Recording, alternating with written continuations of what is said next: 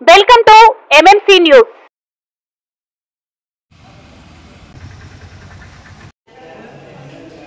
గౌరవ వైస్ చైర్మన్లకు, గౌరవ కౌన్సిలర్లకు మరియు మున్సిపల్ కమిషనర్ గారికి, మున్సిపల్ స్టాఫ్ ప్రతి ఒక్కరికి కూడా నమస్కారాలు తెలియజేస్తూ మరియు మీడియా వారికి కూడా నమస్కారాలు తెలియజేస్తూ ఈ సమావేశాన్ని ఇప్పుడు ప్రారంభించబోతున్నాం. అజెండాలోని అంశాలన్నీ చదివిన తర్వాత ఏదైనా అభ్యంతరం ఉంటే నోట్ చేసుకోండి, తర్వాత తెలియజేయండి. ప్రతి ఒక్కరు కూడా మాట్లాడే అవకాశం ఉంటుంది కాబట్టి మీరు ఏది అభ్యంతరం ఉందో అది మీరు నోట్ చేసుకొని తెలియజేయచ్చు. వెంకటగిరి మున్సిపల్ కౌన్సిల్ వారి సాధారణ సమావేశం. ఈనాటి సమావేశం నందలి అజెండా అంశంలో అంశం నెంబర్ 1, నేషనల్ గ్రీన్ ట్రిబ్యునల్ వారి ఆదేశం మేరకు శ్రీ సత్యాగ్రహ పరిపాలన శాఖ గుంటూరు వారి ఉత్తర్వుల మేరకు తేదీ 1/8/2022 నుండి ప్రతి గృహపాలక సంఘంలో తడి చెత్తను మరియు పొడి చెత్తను వేరు చేసి కంపోస్ట్ యార్డుకు తరలించుటకు మరియు తడి చెత్తను ఇండ్రో కంపోస్ట్ వారికి ఇచ్చుటకు అత్యవసరంగా పనులు చేయవలసినదిగా ఆదేశాలు జారీ చేస్తున్నారు. కార్యాలయ సొంత వాహనములకు మరమ్మతులు జరుగుతున్నవి. దాదాపు 15 సంవత్సరాల క్రితం కొనుగోలు చేసిన వాహనములు కనుక కాలం చెల్లిపోయినవి. 31/3/2026 వరకు వినియోగించుటకు గాను శ్రీ చైర్పర్సన్ వెంకటగిరి పురపాలక సంఘం వారు జారీ చేసిన ముందస్తు అనుమతిని రాటిఫై చేయటకు ఆమోద నిమిత్తం కౌన్సిల్ వారి ముందుంచడమైనది. శానిటేషన్ నిర్వహించుటకు కష్టతరంగా ఉన్నది మరియు వెహికల్ లోడర్స్ తక్కువగా ఉన్నందున శానిటేషన్ నిర్వహించుట కష్టతరంగా ఉన్నది. నాటికి ముగించున్నందున 20 మంది అదనపు పారిశుద్ధ్య కార్మికుల కాలపరిమితిని తేదీ 1/10/2025 నుండి 30 సంఘం వారు ముందస్తు అనుమతి మంజూరు చేయడమైనది. కావున శ్రీ చైర్పర్సన్ వెంకటగిరి పురపాలక సంఘం వారు నెల్లూరు డిస్టిక్ వారికి పంపగా TS నెంబర్ 54/2026 తేదీ 1/10/2025 ద్వారా సాంకేతిక అనుమతి ఇచ్చున్నారు. సదరు అనుమతిని పురస్కరించుకొని టెండర్లు పిలుచుటకు కౌన్సిల్ వారి అనుమతికి లోబడి చేయగల శ్రీ చైర్పర్సన్ వెంకటగిరి వారి ముందస్తు అనుమతి MD అవేజ్ బేట్ నెల్లూరు కాంట్రాక్టు టెండర్ శాతం 3.75% తక్కువ తెలిపి ఉన్నారు. ఈ విషయంలో విడుదల కాబట్టి మొత్తం రూపాయలు 73,49,459 ఆరోగ్యము ఎంత తీవ్రమైన పరిస్థితిలో నెలకొన్నాయో ప్రపంచవ్యాప్తంగా మనందరం చూసాము. విజన్ ఉన్న నాయకుడు కాబట్టి జగన్మోహన్ రెడ్డి గారు ఆ రోజు దాన్ని గమనించి 17 మెడికల్ కాలేజీలని మన ఆంధ్ర రాష్ట్రానికి తీసుకొని రావడం జరిగింది. గతంలో ఏ ముఖ్యమంత్రి కూడా ఈ విధంగా తీసుకొచ్చినటువంటి దాఖలాలు లేవు. ఎందుకంటే మనకి కేవలము 13 జిల్లాలుగా ఉన్న మన ఆంధ్ర రాష్ట్రాన్ని ప్రతి పార్లమెంటు నియోజకవర్గానికి ఒక జిల్లాగా తయారు చేసి ఎందుకు చేశాడంటే కేవలం ఈ మెడికల్ కాలేజీల వల్లే ఆయన త్వరగా జిల్లాలను కూడా ఎక్కువగా చేసి ప్రతి జిల్లాకి కూడా ఒక మెడికల్ కాలేజీ ఉండాలని ఒక మంచి ఉద్దేశంతో, ఎందుకంటే పేదవాళ్ళకి వైద్యం అందాలనంటే ప్రభుత్వ మెడికల్ కాలేజీలు అంటే చాలా అవసరము. ఈరోజు వెంకటగిరిలో ప్రజలకు ఏమైనా బాగాలేకపోతే అత్యవసర వైద్యాలన్నీ కూడా తిరుపతిలో ఉన్నటువంటి రుయా హాస్పిటల్కో స్విమ్స్కో రెఫర్ చేస్తారు. అవి ప్రభుత్వంలో నడుస్తున్నాయి కాబట్టి పేద ప్రజలందరూ కూడా ఆ వైద్యాన్ని అందిపుచ్చుకోగలుగుతారు. అలాగే ఈ 17 మెడికల్ కాలేజీల వల్ల సుమారు 2,800 మెడికల్ MBBS సీట్లు కూడా మన ఆంధ్ర రాష్ట్రానికి వస్తాయి. పేద మధ్యతరగతి విద్యార్థులందరూ కూడా తమ కళలు నెరవేర్చుకోవడానికి తమ బిడ్డలు డాక్టర్గా ఉన్నతమైన చదువు చదవాలనంటే ప్రైవేట్ కాలేజీలలో మేనేజ్మెంట్ కోటా కింద ఒక్కొక్క మెడికల్ సీటు MBBS సీటు కాలేజీని బట్టి ₹1 కోటి, ₹2 కోట్ల కూడా డొనేషన్ కట్టి తెచ్చుకుంటున్నటువంటి పరిస్థితిలో పేదవారు తమ బిడ్డల్ని వైద్యులుగా చేయాలనంటే ప్రభుత్వ మెడికల్ కాలేజీలు అవసరం. అందుకనే 2,000 పైచిలుకు MBBS సీట్లు కూడా మన రాష్ట్రానికి వస్తాయి. అయితే జగన్మోహన్ రెడ్డి గారు పరిపాలన చేసిన 5 సంవత్సరాల్లో 2 సంవత్సరాలు 2.5 సంవత్సరం కరోనా టైంలో కూడా గడిచిపోయినా కూడా మిగిలిన 2.5 సంవత్సరాలు ఆయన పరిపాలన చేస్తూ మెడికల్ కాలేజీల్ని తీసుకొచ్చి అందులో 5 2023 నాటికే ప్రారంభించి ఇంకా 2 2024 సంవత్సరం ఎలక్షన్ నాటికి ప్రారంభించేటట్టుగా చేశారు. అంటే 17 మెడికల్ కాలేజీల్లో 7 మెడికల్ కాలేజీలు పూర్తి అయిపోయినాయి. అడ్మిషన్స్ కూడా జరుగుతున్నాయి. ఆల్ ఇండియా మెడికల్ కౌన్సిల్ వారు కూడా ఈ మధ్య కాలంలో PG సీట్లను కూడా ఇవ్వడం కూడా జరిగింది. అయితే ఇప్పుడున్నటువంటి ఈ తెలుగుదేశం నేతృత్వంలోని కూటమి ప్రభుత్వం వారు ఈ యొక్క మెడికల్ కాలేజీలని వీటికి సుమారుగా మిగిలిన 10 మెడికల్ కాలేజీలకి 5,000 రూపాయల కోట్లు ఖర్చు అవుతుందనేసి పిపిపి విధానంతో ఆ పేరు మీద ప్రైవేటీకరణ చేయడానికి ప్రయత్నించడము చాలా శోచనీయం. ఇది అందరూ కూడా ఇది ఏ ఒక్క వెంకటగిరికి సంబంధించినటువంటి అంశం కాదు. ఇది ఎందుకనంటే ఒక గవర్నమెంట్ మెడికల్ కాలేజీ ఉంటే ప్రజలకి వైద్యం ఎంత గొప్పగా అందుతుందో 2 మాటల్లో చెప్తారు మీకు. తెలియచెప్పడం కూడా మన బాధ్యత. ఎందుకనంటే ఒక వ్యక్తికి ఆరోగ్యం బాగలేనప్పుడు ఒక హాస్పిటల్కి ఒక టెస్ట్ కోసం పోతే 1,000 రూపాయలు వసూలు చేస్తారు ప్రైవేట్ లో. అదే గవర్నమెంట్ మెడికల్ కాలేజీ అంటే ఒక హాస్పిటల్ ఉంటుంది, సూపర్ స్పెషాలిటీకి సంబంధించినటువంటి అన్ని సౌకర్యాలు అక్కడ పేద ప్రజలకు ఉచితంగా జరుగుతుంది. మెడికల్ కాలేజ్ అంటే ఏదో విద్యార్థులు చదువుకునే కాలేజ్ ఒకటే కాదు. అక్కడ ఒక హాస్పిటల్ ఉంటుంది. ఆ హాస్పిటల్లో డాక్టర్స్ ఉంటారు. ఆ డాక్టర్స్ లో కూడా ప్రొఫెసర్లు, అసిస్టెంట్ ప్రొఫెసర్లు, గొప్ప గొప్ప నిష్ణాతులు అందరూ కూడా అక్కడ అందుబాటులో ఉంటారు వైద్యం చేయడానికి. అలాగే అక్కడ ఇతరతర నర్సులు, స్టాఫ్ నర్సులు, టెక్నీషియన్స్ ఇలా ఎంతో మంది కూడా అందుబాటులో ఉంటారు. ఈ వైద్యం అంతా కూడా ప్రజలకి ఉచితంగా అందుబాటు అవుతుంది. అందుకని జగన్మోహన్ రెడ్డి గారు దీన్ని గవర్నమెంటే టేకప్ చేయాలని చెప్పేసి ప్రభుత్వ మెడికల్ కాలేజీలు శాంక్షన్ చేయించడం కూడా జరిగింది. మరి ఈ ప్రభుత్వాన్ని మేము ఒకటే డిమాండ్ చేస్తున్నాం. ఈ 10 మెడికల్ కాలేజీల్ని ఎట్టి పరిస్థితుల్లో ప్రైవేటీకరణ చేయొద్దని చెప్పేసి మేము డిమాండ్ చేస్తున్నాం. ఎందుకంటే ఈ కోటి సంతకాల సేకరణ కూడా ఈ నెల అదే డిసెంబర్ నెల వచ్చే 6వ తేదీన కూడా గవర్నర్ గారికి కూడా మా యొక్క నాయకుడు మాజీ ముఖ్యమంత్రి శ్రీ వైఎస్ జగన్మోహన్ రెడ్డి గారి నేతృత్వంలో గవర్నర్ గారు కూడా తెలియజేయడం జరుగుతుంది. కాబట్టి ఇది ప్రతి ఒక్క ప్రజలు కూడా దీన్ని గమనించాలి. అలాగే ప్రభుత్వం కూడా మంచి మనసు చేసుకొని పేదలకి వైద్యాన్ని దూరం చేయొద్దని చెప్పేసి నేను సవివరంగా తెలియజేసుకుంటున్నాను. Thank you. Last month Venkatagiri అంటేనే చేనేతలకు ప్రసిద్ధి కలిగినటువంటిది. గత నెలలో ఈ నవంబర్లో కూడా చెప్పుకోదగినటువంటి 2 పెద్ద తుఫాన్ రావడం జరిగింది. ఇప్పుడు కూడా ఒక తుఫాన్ అనౌన్స్ చేశారు. ఈ రోజు రేపు ఆ వాతావరణం కూడా ఉంది. కానీ చేనేత కార్మికులకి ఇంతవరకు ప్రభుత్వం నుండి ఎటువంటి ఆర్థిక సహాయం అందలేదు. ఈరోజు కూటమి ప్రభుత్వము అధికారంలోకి వచ్చే ముందర శ్రీ నారా చంద్రబాబు నాయుడు గారు ఒక మాట చెప్పారు. ఆయన ఏం చెప్పారంటే జగన్మోహన్ రెడ్డి గారు ప్రవేశపెట్టినటువంటి పథకాలతో పాటు నేను కూడా ఇంకా సంక్షేమ పథకాలు ఇస్తానని కూడా మాట చెప్పారు.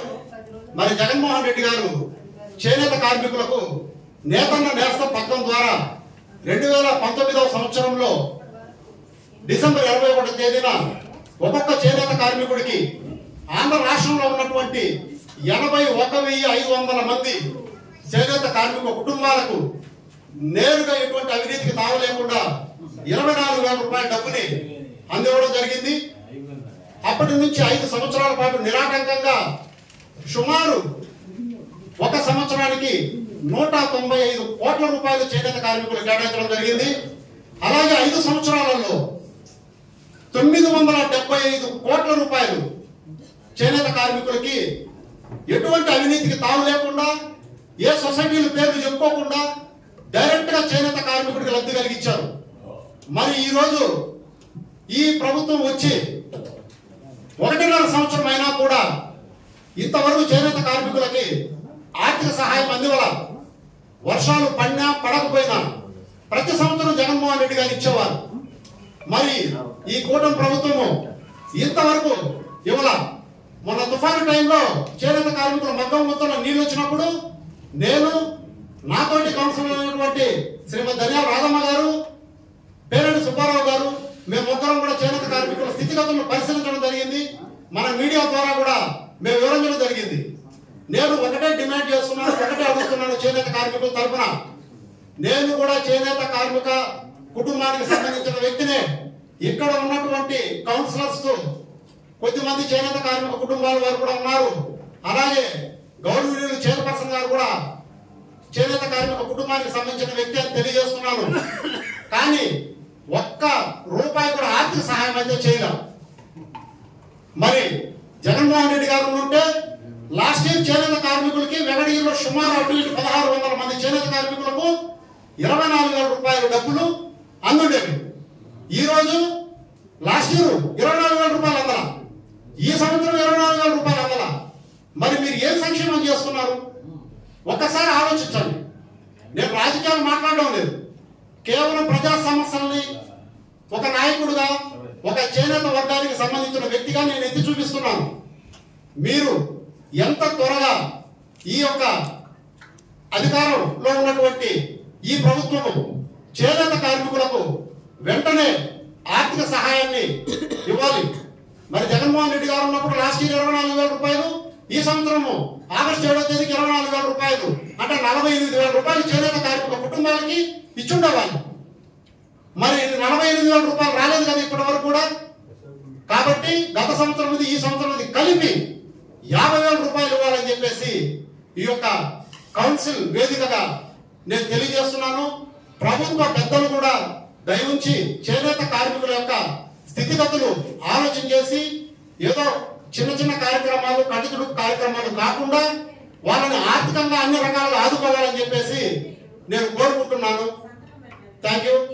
ఇంకొక విషయం ఏంటంటే revenue division, Venkatagiri municipality revenue division చేయాలని చెప్పేసి అంకెంతో సహా పక్కన ఉన్నటువంటి సోలూరుపేటని డివిజన్ గా చేశారు. 40,000 మంది ఉన్నప్పుడు మన వెంకటగిరిలో 60,000 70,000 మంది జనాభా ఉంది.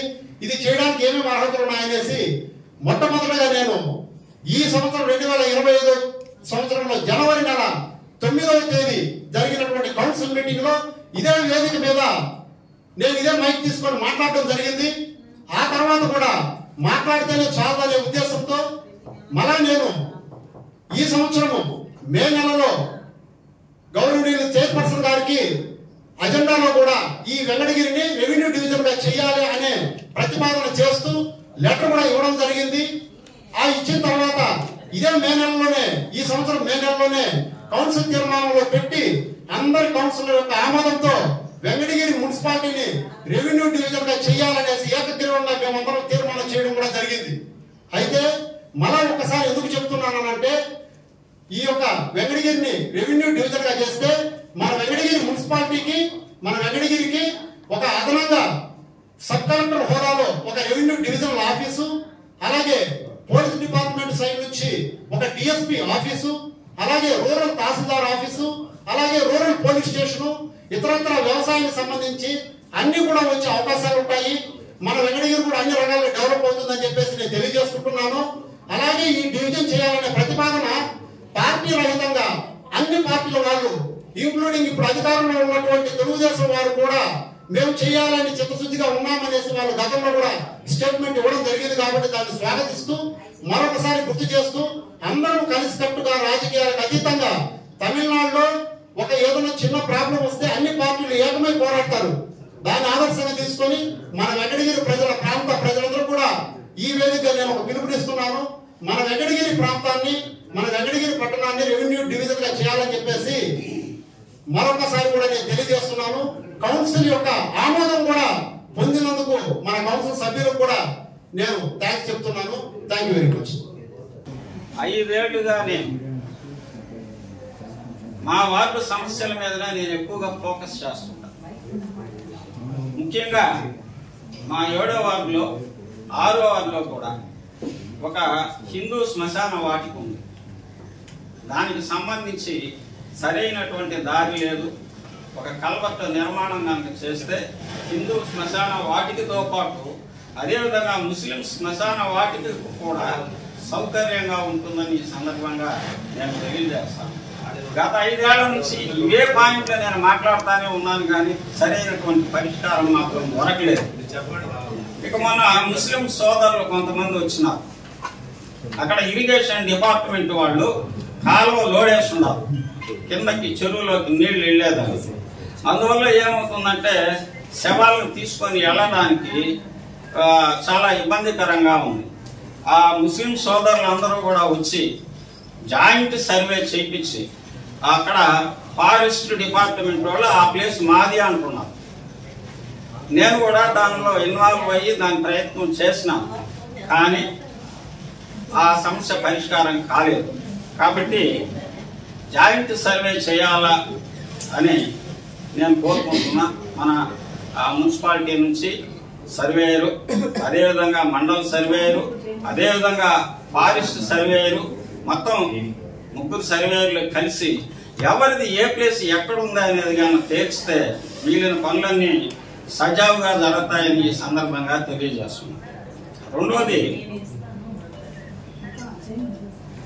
రైల్వే స్టేషన్ నుంచి అంటే కోళ్ళఫారం టర్నింగ్ నుంచి క్రాస్ రోడ్డు వరకు డ్రైనేజ్ కెనాల్ కావాలని డిమాండ్ పెడతానే ఉన్నా. కానీ అది కూడా సక్సెస్ఫుల్గా జరగాలి. ఎందుకంటే అది కనుక ఏర్పాటు చేయగలిగితే కోళ్ళఫారంలో డ్రైనేజ్ వాటర్ నిలవ ఉండదు. పాపం వర్షాకాలం వచ్చిందంటే అక్కడ ఇళ్లలో అంతా కూడా నీళ్లు బ్లాక్ అయిపోయి చాలా ఇబ్బంది పడుతున్నారు. నేను కళ్ళారా చూశాను పరిస్థితి. నేను కౌన్సిలర్ కాకముందే అక్కడ డ్రైనేజీ నా సొంత నిధులతో రిపేర్ చేయించింది. అది తాత్కాలికమే కానీ పర్మనెంట్ కాదు. నేను కౌన్సిలర్ అయిన తర్వాత ఏదో చేద్దామని చెప్పి ప్రయత్నం చేసినాను కానీ అది కూడా సఫలీకృతం కాలేదు. కాబట్టి ఆ విషయం కూడా మీరు పరిశీలించి పరిష్కరిస్తారని ఈ సందర్భంగా కోరుకుంటూ ఉన్నా. అదే కాదు, మా వార్డులో ఒక ట్రైబల్ వెల్ఫేర్ స్కూల్ ఉంది. ఆ స్కూల్కి 2 ఎకరాలు బ్యాక్ సైడ్ పిల్లలు ఆడుకునేదానికి ప్లే గ్రౌండ్కి ప్రయత్నం చేశాను. నేను మన ఎమ్మెల్యే గారికి కూడా ఒక లెటర్ ఇవ్వడం జరిగింది, వారితో డిస్కస్ చేయడం జరిగింది. అది కూడా వాళ్ళు ఫారెస్ట్ వాళ్ళు మాది ఉండాలి అని చెప్పేసి పెండింగ్ పెట్టారు. కాబట్టి దాన్ని కూడా జాయింట్ సర్వే చేసి ఆ ట్రైబల్ వెల్ఫేర్ స్కూల్కి అట్లీస్ట్ వాళ్ళు 2 ఎకరాలు అడిగారు, మనం 1 ఎకరాన్నా కూడా మనం కనుక వాళ్ళకి ఇవ్వగలిగితే పిల్లలు ఆడుకునేదానికి అవకాశం ఉంటుందని ఈ సందర్భంగా తెలియజేస్తున్నాను. కాబట్టి ఇది కూడా మీరు పరిశీలన చేయాలని కోరుకుంటూ ఉన్నాను. అంతేకాదు, మొన్న కొండూరు వెంకట సుబ్బరాజు అనే అతను 7వ వార్డులో ఒక ఇల్లు వేసుకొని ఉన్నాడు. అది గవర్నమెంట్ ప్లేస్ అని చెప్పి దాన్ని రిమూవ్ చేసినారు. అప్పటి వరకు ఆయన ట్యాక్స్ కడతానే ఉన్నాడు. సరే, మళ్ళీ కొద్ది రోజులు ఆపేశారు. ఇల్లు రిమూవ్ చేసిన తర్వాత ట్యాక్స్ కట్టడం ఆపేశారు. తర్వాత మళ్ళీ ఏం చేశారంటే ట్యాక్స్ కట్టాలని మన మున్సిపాలిటీ వాళ్ళు ఒక నోటీస్ ఇచ్చారు. దాన్ని కూడా కట్టేశారు.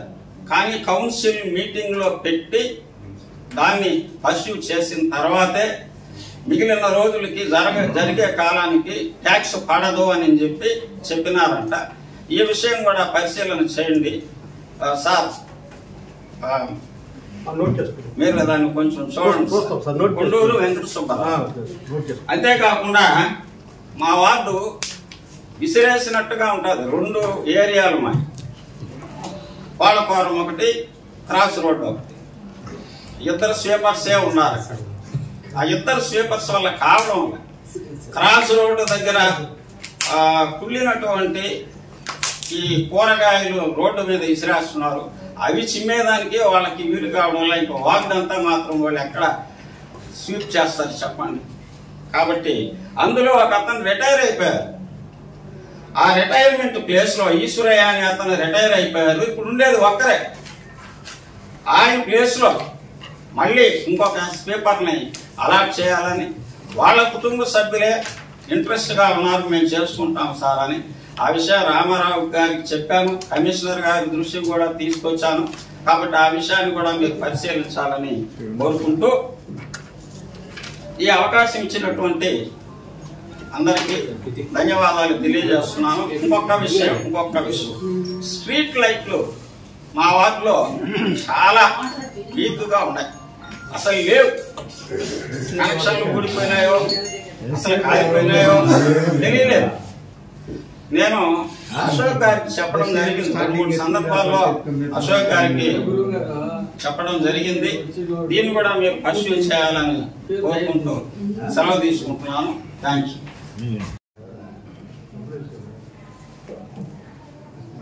ఈ జాయింట్ కమిటీ అనే టీమ్ ని మేము ఒక లెటర్ సర్వే పెడతాము. ఫారెస్ట్ డిపార్ట్మెంట్ కి, రెవెన్యూ డిపార్ట్మెంట్ కి లెటర్ పెట్టి ఒక డేట్ ఫిక్స్ చేసి మీకు ఇన్ఫార్మ్ చేస్తాము. ఓకే సార్, డేట్ ఫిక్స్ చేసి మీకు ఇస్తాం. సుబ్రహ్మణ్యం గారిని పంపించండి, సర్వేయర్ గారిని, లోకల్ గా మా సచివాలయంలో ఉన్న సర్వేయర్ గారిని, మండల సర్వేయర్ గారిని, పోతే ఫారెస్ట్ సర్వేయర్ తో నేను అప్రోచ్ అయ్యి ఉన్నాను ఆల్రెడీ. వాళ్ళని కూడా కోఆర్డినేట్ చేసుకొని మేము మీకు డేట్ ఇన్ఫార్మ్ చేస్తాము. ఇంకోటి కన్స్ట్రక్షన్ ఆఫ్ ట్రైన్ అన్నారు, అదొకటి ప్రపోజల్ చూస్తాము.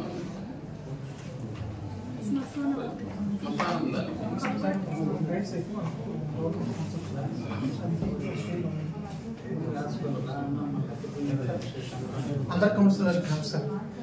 డ్రైన్స్ గురించి మన వెంకటగిరి మున్సిపాలిటీకి 16 crores శాంక్షన్ ఇచ్చున్నారు. దాని గురించి డిపిఆర్ రెడీ చేయడానికి అంటే స్టేట్ మొత్తంకి టెండర్ స్టేజ్లో ఉంది. అది డిపిఆర్ అయిన తర్వాత కన్సల్టెన్సీ వచ్చి మనం కలుస్తారు. అప్పుడు అందరు కౌన్సిలర్స్తో కోఆర్డినేట్ చేసుకొని ఏ డ్రైన్స్ ప్రపోజ్ చేయాలో దాని ప్రకారం డిపిఆర్ చేసి ప్రపోజల్ పంపిస్తాం గవర్నమెంట్కి. అది శాంక్షన్ అయిన తర్వాత డ్రైన్స్ ప్రాబ్లం అయితే రెక్టిఫై అవుతుంది. త్వరగా దాని మీద కృషి చేయండి sir. Okay, thank you sir. నా సంవత్సరం నుంచి మోటార్ బిల్ అడుగుతానా, ప్రజలు వేసుకునే డబ్బులు మేడం అని చెప్తానే ఉండా. నీకు బిల్ అన్నా శాంక్షన్ చేయండి మేడం, పదవి అయిపోయే తలకే.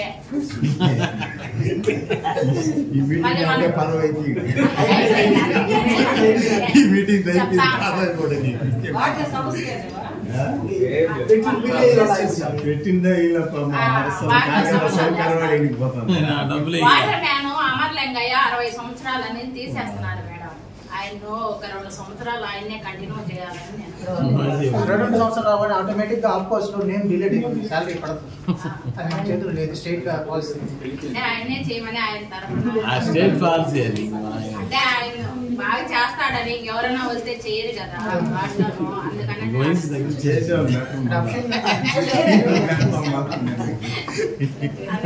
మేడం బిల్లు మేడం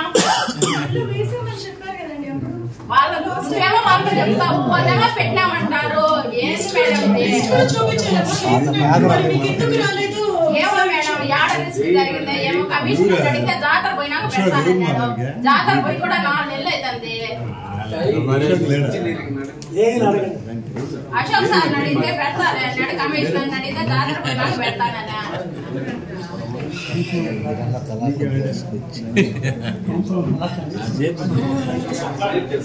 అయిపోయిందా? మాడేసావా? లాస్ట్ వరకు ఉండి మీరు అంతా చూస్తాం.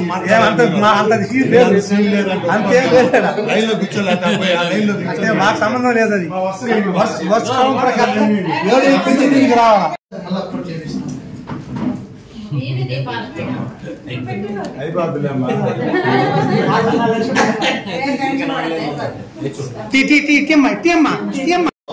కౌన్సిల్ కలమేరుకొని మా పాలకము రద్దు అవుతున్నది. మీటింగ్ పెట్టిన కమిషనర్ కలవగా కమిషనర్ వెంటనే స్పందించి ఆయన మీటింగ్ ఏర్పాటు చేయడం కాబట్టి నేను ప్రత్యేకించి కమిషనర్ గారికి మరీ ప్రత్యేక ధన్యవాదాలు అన్న తరపున తెలుపుకుంటున్నాను. కమిషనర్ అంటే ఎవరైనా రసీట్ లో ఉన్నా ఆయన కూడా కమిషనర్ కాబట్టి కమిషనర్ గా మనం చెప్పాలి. వ్యక్తులు చెప్పకూడదు, వ్యక్తుల పేరు చెప్పకూడదు, కమిషనర్ గా మనం చెప్పాలా. కాబట్టి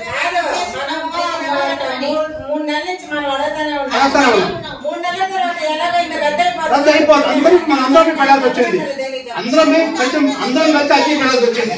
పెట్టాను ఇచ్చినందుకు వారిని ప్రత్యేక ధన్యవాదాలు తెలుపుకుంటున్నాం. అవును అవును, సరే సరే కట్ చేద్దాం. అవును, అభినందన తెలియజేయాల్సిందే. అలా కట్టుకుంటే ఏం చేస్తాను, దాని గురించి తెలియండి. ఇప్పుడు ఈరోజు వాటర్ సమస్యల్ని చెప్పుకోవాలని పరిస్థితి వచ్చింది. నా వార్డులో నేదురుమల జనార్దన్ రెడ్డి గారు ఉండగా ఎమ్మెల్యేగా మంత్రిగా వచ్చిన తర్వాత వెంకటగిరి పట్టణానికి రూరల్కి నేతృత్వం మొత్తం కలిపి ఒక ప్రత్యేకమైన అంగన్వాడీ సెంటర్ ప్రాజెక్ట్ ఆఫీస్ ని తీసుకు పెట్టడం జరిగింది. ఆ రోజు ఆయన పెట్టిన దానివల్ల ఈ రోజు 500 మంది ఉపాధ్యాయులు లభించింది. ఈ రోజు 500 మంది అంటే అంగన్వాడీ టీచర్లు, ఆయాలు మొత్తం కలిసి 500 మంది, స్టాఫ్ 15 మంది అప్పుడు సుమారుగా వీళ్ళందరికీ భవిష్యత్తు ఇచ్చింది. అయితే ఆ రోజు అంగన్వాడీ సేవలు జరుపుతారు, కానీ కొన్ని దగ్గరలో సొంత బిల్డింగ్లు లేవు, వార్డులు ఉండవు. నా వార్డులో 4 అంగన్వాడీ సెంటర్లు ఉన్నాయి. 4 అంగన్వాడీ సెంటర్లు గాను ఒక్కరు కూడా సొంత బిల్డింగ్ లేదు, అన్ని బాడుగులవి. సైట్ 2 నా వార్డులో ఎస్టీ కాలనీ, ఏపీటీఎఫ్ కాలనీలో 2 శాంక్షన్ అయ్యాయి.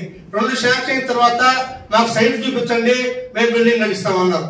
ఆ వెంటనే నేను రెవెన్యూ చూపించి సైట్ చూపించాను. సైట్ చూపిస్తే కూడా బిల్డింగ్ కూడా కట్టలేదు. పిల్లలు వర్షం వస్తే తలస్తా చాలా ఇబ్బంది పడుతున్నారు. కాబట్టి ఎందుకు ఆ బిల్డింగ్ శాంక్షన్ కట్టలేకపోతారో సిడిపి గారు ఉన్నారు, మేడం గారు దాన్ని వివరిస్తారని నేను కోరుతున్నాను.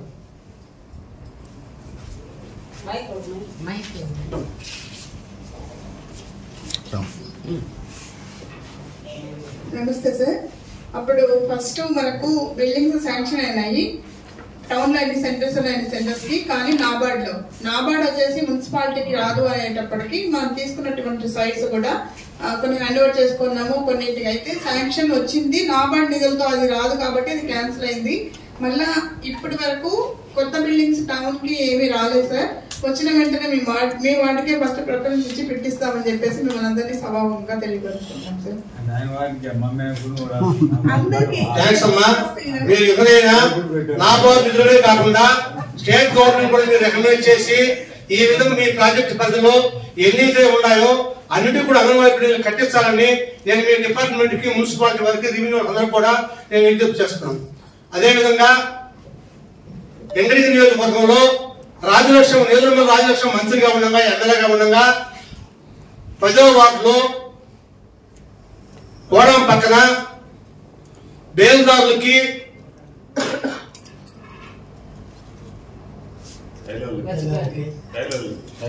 టైలర్లకి అదే విలేకరులకి అందరూ కూడా అక్కడ ఇచ్చారు. వాళ్ళకి అక్కడ సైట్ కేటాయించడం జరిగింది. ఆ సైట్ ని వాళ్ళ ఇల్లు కట్టలేదని జగన్మోహన్ రెడ్డి గారు హయాంలో జగన్ లేఅవుట్ కొరకయ్యి అవి రద్దు చేస్తామన్నారు. రద్దు చేసేటప్పుడు వాళ్ళందరూ వచ్చి అడిగారు. వాళ్ళు అడిగిన తర్వాత మాకు రాజలక్ష్మి గాంధీ గారి పట్టాలు మాకు ఉంటాయి, మేము ఇల్లు కట్టుకోలేకపోయినామంటే మాకు అక్కడ వస్తుంది సరిగా మేము కట్టలేకపోయినామన్నారు. అప్పుడు వచ్చిన గవర్నమెంట్ వాళ్ళు ఏం చెప్పారంటే, మీకు పట్టాలు ఇచ్చిన మాకి మీకు అన్యాయం చేయము, మీకు న్యాయం చేస్తాము, మీకు బేల్దారులకి టైలర్లకి మీకు ఇస్తామని చెప్పని వాళ్ళు సైట్ కేటాయించారు. వాళ్ళు సైట్ కేటాయించిన తర్వాత మన మున్సిపాలిటీలోనే ఇక్కడ మన ప్రాంగణంలోనే వాళ్ళు కూడా పట్టాలు మంజూరు చేస్తామని చెప్పని వాళ్ళు కూడా టోకన్ నెంబర్ గురించి లాటరీ తీసినారు. ఆ లాటరీ వస్తే కూడా ఈ రోజు వరకు వాళ్ళకి ఆ ప్లాట్ చూపించలేదు. కాబట్టి రెవెన్యూ వాళ్ళకి కానీ మున్సిపల్ అందరూ కూడా శ్రద్ధ తీసుకొని వాళ్ళకి వెంటనే ఆ స్థలాలు పట్టాలు ఇచ్చి ఆ స్థలాలను చూపించాలని విజ్ఞప్తి చేస్తున్నాం. అదేవిధంగా మన వార్డులో, మన మున్సిపాలిటీలో ఆ జగన్ లేఅవుట్ ముందు విలేకరులు కూడా ఇస్తామని చెప్పారు. వాళ్ళు కూడా ఇస్తే బాగుంటుందని నేను తెలియజేసుకుంటున్నాను. అదేవిధంగా నా వార్డులో 5 శౌచాలయాలు ఉన్నాయి. 5 శౌచాలయానికి నా పీరియడ్ అంతా కూడా చెప్తానే ఉన్నాను. కనీసం కౌన్సిల్ దాకా మోసుకోకుండా పోతున్నాను. కాబట్టి ఎందుకని ఈ విధంగా అన్యాయం జరుగుతుందో అర్థం కావట్లేదు. సరే భగవంతుడు ఉన్నాడు, దాని గురించి కాదు. నా వార్డు చాలా పెద్ద ఏరియా, 5 గ్రామాలు. 5 గ్రామాల కలిసి ఇద్దరిని వర్కర్లు ఇచ్చారు, చేపలు ఇద్దరు ఇస్తే ఆ ఒక్కరు కూడా ఒకరు రిటైర్ అయిపోయినాడు. ఇప్పుడు ఒకే ఒక లేడీ ఉన్నారు.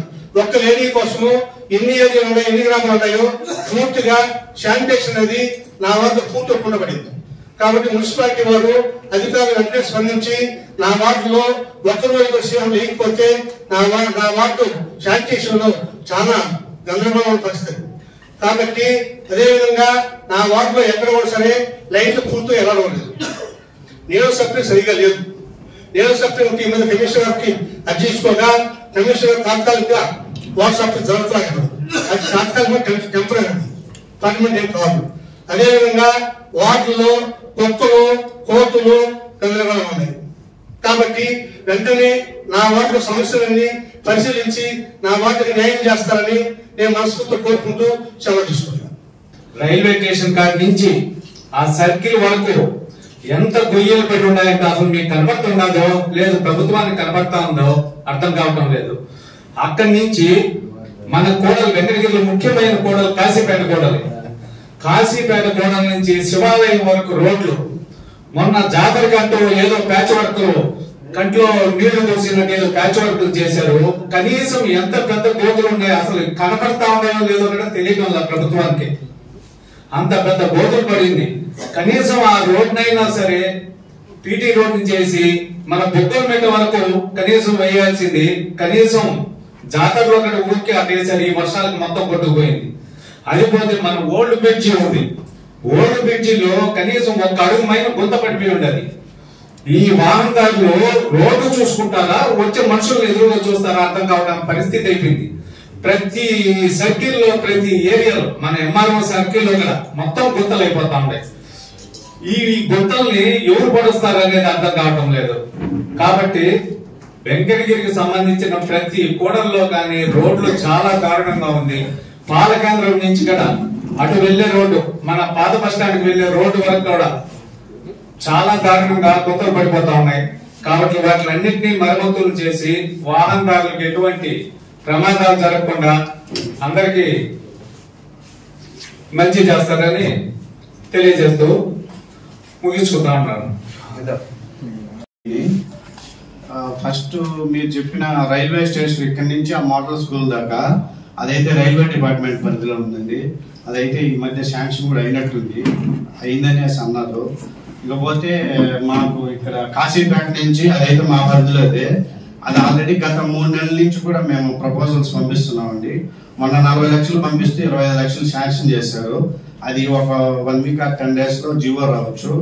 ఇక అది ప్లస్ పాలకేంద్రం నుంచి కూడా గతంలో మొన్న మార్చిలో ఒక 600 మీటర్లు వేసాము. ఇంకొక 1.2 km కొద్దిగా ప్యాచ్లు కూడా ఉన్నాయి ఆ మిల్లు దగ్గర. అవి కూడా ఈ కొద్దిగా వర్షాలు జరిగిన వెంటనే మేము మెయింటెనెన్స్ కింద చేపిస్తామండి. ఇంకా బంగారుపేటకి వెళ్ళే రోడ్ కదా సార్, బంగారుపేట నుంచి గూడూరుకి వెళ్ళే రోడ్ ఆల్రెడీ నిన్న స్టార్ట్ అయిందండి. అది వర్క్ అమ్మపాలెం దగ్గర చేస్తున్నారు, స్టార్ట్ చేస్తారు. అంతకడ పనిలేదు సార్. ఇక్కడ మన శివాలయం ఉంది, ఇది సర్కిల్ ఉంది కదా మనకు చేపల మార్కెట్ సర్కిల్ సార్. అది దాటి ఆ శివాలయం దావలో ఎంత గుంతలు అంటే అసలు షాకప్ జాన్స్ కట్టి అంత ప్రమాదం ఉంది సార్. అక్కడ ఎంత మెయిన్ రోడ్ లోనే సార్. మెయిన్ రోడ్ ఇప్పుడు 400 మీటర్లు ఉందండి. అది సిసి రోడ్ యువతల హాస్పిటల్ అది ఉంది కదా. అదే కానీ ఇప్పుడు అక్కడి నుంచి మనం కాంపాలానికి వెళ్ళే రోడ్డు కూడా ఉంది సార్. అక్కడి నుంచి ఆ రోడ్డు కూడా మొత్తం వాటర్ మొన్న ఫ్లడ్స్ లాగా అదే లాస్ట్ టైం కొద్దిగా డిప్ అది అక్కడ వాళ్ళు రైతులు ఏం చేశారంటే లోడేశారు. అంటే గత ప్రభుత్వం ఉన్నప్పుడు మేము చేసాము. ఎంత దారుణంగా ఉంది వర్షం పడ్డప్పుడు. అది ఇది మేము 3 నెలల నుంచి పెడుతున్నామండి. శాంక్షన్ అయింది అది 25 లక్షలతో. మన బుగ్గలమెట్ట దాకా కంటిన్యూ రోడ్డు కూడా అట్లీస్ట్ 600 మీటర్లు మేము కంటిన్యూ రోడ్ అయితే టౌన్ లో ఇబ్బంది లేకుండా లేదు కంటిన్యూ చేస్తాం. ఒక 600 మీటర్లు తర్వాత కావాల్సింటే బాగ్లాన్ దగ్గర చేయాలి సార్ రోడ్ అటు ఇటు. ఆ ఓల్డ్ బ్రిడ్జ్ ఇంకే టౌన్ లో ఉన్నటువంటి కూడా టేకప్ చేస్తాం. 1 feet పడిపోయి ఉంటుంది సార్ అక్కడైతే. మన మటన్ స్టాల్ పక్కనే అంటే మేము టెంపరీగా నిన్న కూడా మా వాళ్ళు అంత పెద్ద హోల్ ఉంది సార్. ఎప్పుడూ పట్టించుకోవటం లేదు. చాలా ఉన్నాయి సార్ ఊర్లో. అదే అది మీరు చెప్పింది కూడా మొన్న వేసాం వెట్ మిక్స్, కానీ అది వర్షాలు పడటం వల్ల లేసిపోతుంది. మేము పర్మనెంట్ గా అంటే ఈ వర్షాలు తగ్గిన తర్వాతనే చేయగలం. అది ఏదైనా సార్ ఏ చేసినా కానీ వర్క్ కొంచెం గట్టిగా శాశ్వతంగా చేస్తాం. ఇప్పుడు చేస్తాం. శివాలయం కూడా కంటిన్యూ. అది మొన్న జాతరకి ప్యాచ్ వర్క్ చేశారు సార్ శివాలయం. ఒక్క మొత్తం పోయింది సార్. యాక్చువల్ గా దానికి ఫండ్స్ కూడా లేవండి. మేమేంటంటే మా డిపార్ట్మెంట్ తరఫున మనకి ఎప్పుడో ఒకసారి అది మీరు కూడా ఆ రోజు మీ గుడి అక్కడ కూడా అప్రోచ్ చేయమంటే కూడా వేసాం కదా. అదంతా టెంపరీ చేసామండి. ఇప్పుడు పర్మనెంట్ గా చేస్తామండి. ఓకే. ప్రతి నెల మున్సిపాలిటీ జరుగుతుంది. మన వెంకటగిరి మాత్రమే మున్సిపాలిటీ మాత్రం 3 నెలలకు ఒకసారి జరుగుతున్నది. కాబట్టి నాకు తెలిసి ఏంటంటే చైర్మన్ గారికి నక్క వెంకటేశ్వరరావుకి గిన్నీస్ బుక్లు ఇచ్చేద్దాం అనుకుంటున్నాను. ఎందుకంటే 3 నెలలకు ఒకసారి పెడుతుంది. 12 నెలలు పెట్టాల్సింది 4 నెలల సంవత్సరానికి 8 నెలలు పెట్టలేదు అనమాట. కాబట్టి ఈ విధంగా పెడుతున్నారు కాబట్టి వాళ్ళిద్దరిని గిన్నీస్ బుక్లు ఎక్కిస్తే బ్రహ్మాండం ఉంటుందని నా ఆలోచన. సరేనా? అదేవిధంగా ఇప్పుడు ఇంతకు ముందు గవర్నమెంట్ లో అమృత 2 అని పెట్టారనమాట. 92 కోట్లు 11 కోట్లు అప్పుడు సెలక్షన్ అయింది, మున్సిపాలిటీ కూడా కౌన్సిల్ కూడా పాస్ అయిపోయింది. పాస్ అయితే సిఆర్ నెంబర్ కూడా 52 అదైంది. 103 కోట్లు ఆ టెండర్ బిల్ చేసి అన్ని బిల్ చేసిన తర్వాత లాస్ట్ కి ఏంటంటే ఎలక్షన్ వచ్చింది. ఎలక్షన్ వాళ్ళు వచ్చిన తర్వాత నిలిపేసినారు. మళ్ళీ దాని మాట అనుకుంటలేదు అనమాట.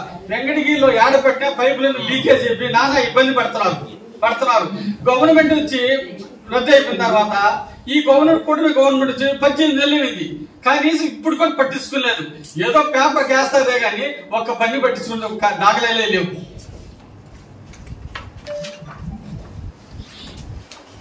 అదే విధంగా వెంకటగిరి మున్సిపాలిటీలో రోడ్లు అన్ని దగ్గర ఆర్ఎంపీ వాళ్ళ దగ్గర, మున్సిపాలిటీ వాళ్ళ దగ్గర, అన్ని టౌన్ ప్లాన్ అందరూ కూడా రికార్డు పక్కన తీసుకున్నారు. సంవత్సరాల చట్టం కింద అందరూ ఇస్తున్నారు. ప్రతి ఒక్క దగ్గర ఆక్రమణలు ఉన్నాయి. వెంకటగిరి మొత్తం రోడ్లు తీసుకున్నారు. టౌన్ అంతా కూడా తీసుకున్నాం. ఈ రోడ్లన్నీ కానీ ఆర్ఎంపీ వాళ్ళు, మున్సిపాలిటీ వాళ్ళు, రెవెన్యూ వాళ్ళు జాయింట్ సర్వే చేసి అవన్నీ ఆక్రమించి తీసేసి మళ్ళా మున్సిపాలిటీ తరఫున బాడీకి కానీ ఇస్తే సుమారు ఒక నెలకు 30 లక్షల రూపాయలు ఆదాయం వస్తున్నది. ఎందుకంటే కొంతమంది నాయకులు 10-20 కోట్లు ఆక్రమించుకొని వాళ్ళు బాడీ తీసుకుంటారు. ఆ బాడీకి ఊరికి రావాలి, మున్సిపాలిటీకి రావాలి. మున్సిపాలిటీ పలుకు పుడితే ఉపయోగించుకొని వాళ్ళు ఆక్రమించుకొని చేస్తున్నారు. ఇవన్నీ గుర్తించి కూడా ఒకసారి చేస్తే మున్సిపాలిటీ బాగుపడుతుంది అనేది అందరూ కూడా చెప్తున్నారు. ఏది మాకు మనుషులు లేరు, మనుషులు లేరు. మున్సిపాలిటీకి ఆదాయం వస్తే డెవలప్మెంట్ చేస్తారు. ఎవరైనా చేయగలుగుతారు? డబ్బులు లేకపోతే ఎంతమంది పెట్టుకునే వాళ్ళు జీతాలు ఇవ్వలే, జీతాలు ఇవ్వాలి కదా.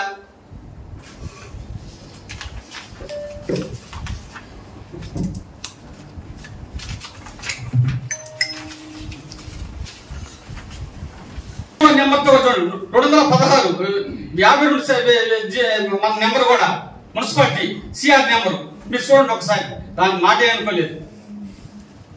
దాన్ని ఏమైనా ప్రపోజల్ పెట్టుకోవాలి సార్, కమిషన్ సార్.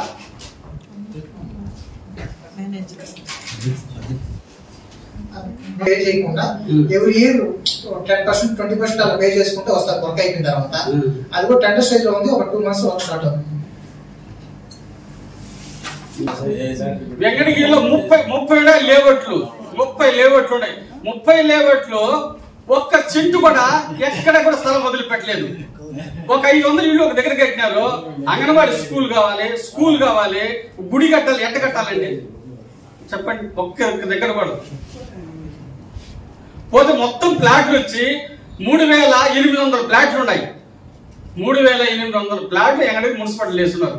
ఓటి కానీ సుమారు ఒక ప్లాట్ 2000 లెక్కన కానీ వేస్తే ఈల్టీ కానీ ఖాళీ స్థలం కొన్ను కానీ వేస్తే మున్సిపాలిటీకి 80 లక్షల రూపాయలు వస్తుంది సంవత్సరానికి ఆదాయం.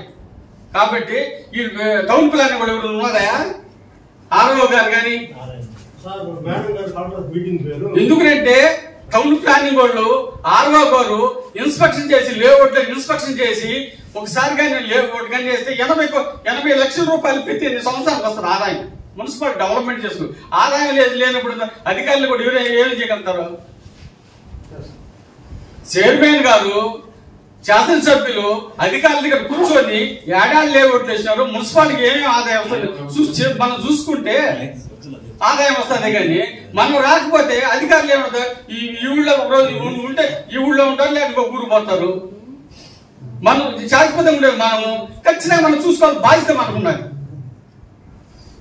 ఆ మాట లేదు. ఎందుకంటే మనం వచ్చేది 3 నెలలకు ఒకసారి పెడితే తర్వాత మార్లగూడ సంఘాలు అంట రేపేదో చేద్దాం అని చేద్దాం తెల్లారికి వాళ్ళు జోలెత్తుకు కూడా ఊరికి వెళ్ళిపోయేదంట. ఆయన ఏమన్నారు అన్నమాట మున్సిపాలిటీ హ్యామ్ వాళ్ళ దగ్గర ఏమన్నా అడతారు? నీళ్లు, కరెంటు, లైట్లు పాలిస్తూ ఇది చేయలేకపోతాం. ఏంది? ఆర్థిక ఇబ్బందులు. ఎందుకంటే ప్రతి ఒక్క దానికి కూడా ఆర్థిక ఇబ్బందులు. ఎందుకంటే ప్రతి ఒక్కరు ఏంటంటే ఆల్ గవర్నమెంట్ పార్టీలు కూడా ప్రతి ఒక్కటి ఏంటంటే ఈ ఉచిత పథకాలు పెట్టిన దాని వల్ల ఏ గవర్నమెంట్ వచ్చినా కూడా ఏ పార్టీ అయినా కావచ్చు ఏమి చేయలేకపోతున్నారు. ఎందుకంటే ₹1 ఆదాయం వస్తే 9 కోట్లు అప్పు చేయాల్సి వస్తుంది. ఈ ఉచిత పథకాలు పెట్టాల్సి వస్తున్నది. ఉచిత పథకాలు ఇవ్వాలి. ఏంటికి ఇక్కడ ఏది 60 సంవత్సరాలకు ఇవ్వాలి. వికలాంగులు ఇదంతా ఇవ్వండి. బ్రహ్మాండంగా ఇవ్వచ్చు. చదువు ఇంగ్లీష్ మీడియం, తెలుగు మీడియం బాగా చదివించండి. గవర్నమెంట్ మంచి పేరు వస్తుంది. ఎందుకంటే డెవలప్మెంట్ అవుతుంది. రైతులు ఉన్నారు, రైతులకి సబ్సిడీ ఇవ్వండి, వాళ్ళు పండించిన పంటకి మంచి గిట్టుబాటు ధర ఉంది, గవర్నమెంట్ బాగుపడుతుంది. హాస్పిటల్ ఉన్నది, ప్రతి జిల్లాలో ఒక హాస్పిటల్ పెట్టండి, అన్ని రకాల వైద్యం చేయించండి. ఏం దాని కింద ఆరోగ్యశ్రీ కింద పోతే ₹1,00,000 అయ్యే దాన్ని 5 లక్షలు వేసి ఇంతకుముందు చిరువాళ్ళు ఉండే జీలకలు ఉండేవన్నమాట, పీల్చుకొని తినేస్తున్నారు అన్నమాట. ₹1,00,000 దాన్ని 5 లక్షల రూపాయలు తినేస్తున్నారు. ఇవేంటంటే మన రాజకీయ నాయకులు ఏం చేస్తారంటే ఓట్ల కోసము ఈ ఉచితం పథకాలు చెప్పేసి రాష్ట్రాన్ని అప్పుల పాలు చేస్తున్నారు, కానీ బాగుపడే క్వశ్చన్ లేదు. ఏ పేదవాడు కూడా బాగుపడాడు. ఇప్పుడు బుర్లు పట్టి బల్లి పెట్టండి, ఒక ఏదైనా ఇయ్యండి, అవి బాగుపడతారు. కానీ ఈ ఉచితం పథకాల వల్ల రాష్ట్రం అప్పుల పాలనే బాగుపడే క్వశ్చనే లేదు. ఎందుకంటే నేను చెప్పేది ఒకటే, కూటమి నాయకులు ప్రతి ఒక్కరు కాదు, పేద కోసం బాగుపడాలని అంటున్నారు కదా, రైట్, బాగుపడాలని. మీకు బాగుపడాలని ఆలోచన ఉంటే గాంధీ షాపులు పూర్తి ఎత్తేసి బ్రహ్మాండంగా బాగుపడిపోతారు. వాళ్ళు 500 కూలి డబ్బులు తీసుకున్నా కూడా 500 లేదు ఇంటికి ఎత్తుకొని పోతారు. ఈ ఉచిత పథకాలతో పని లేదు, బాగుపడింది ఎవరు లేదు. బాగుపడేది ఏమన్నా చెప్పొచ్చు, అప్పులు పట్టించేది ఏమన్నది. ఒకప్పుడు బ్రిటిష్ వాళ్ళు ఇండియా వెళ్తున్నారు, రేపు ఆంధ్రప్రదేశ్ అదే విధంగా వెళ్ళిపోతారు, ఏ రాష్ట్రం ఏ దేశం వాళ్ళు వచ్చి. ఇది రొప్పే కదా. ఈ రోజుకి సుమారు 15 లక్షల కోట్ల రూపాయలు అప్పున్నారు ఆంధ్రప్రదేశ్ చెప్తున్నారు. ఏ పని కూడా మున్సిపాలిటీలో ఏ పని కూడా చేయలేకపోతాం. పని చేయలేని కారణం ఏంటి? ఆర్థిక ఇబ్బందులే. అధికారులు అందరూ కూడా అడుగుతున్నారు, అయ్యా మీరు పని చేయలేదు, మీకు అధికారులు ఏం చేస్తారు చెప్పు. ఆ డబ్బులు వస్తే అధికారులు పని చేస్తారు, లేకపోతే పని లేక చేస్తారు. అధికారులు ఎంత పని చేయగలుగుతారు చెప్పండి? ఎంత పని చేయగలుగుతారు? మున్సిపాలిటీ కూర్చుని డబ్బులు కూడా గవర్నమెంట్ వాడేస్తారు. నేను వాడుతున్నది ఉచిత పథకాలు వాడేస్తున్నది.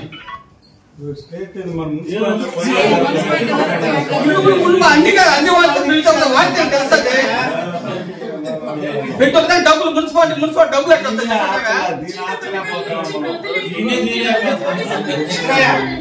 ఎట్లా అసెంబ్లీ కాదు మున్సిపాలిటీ.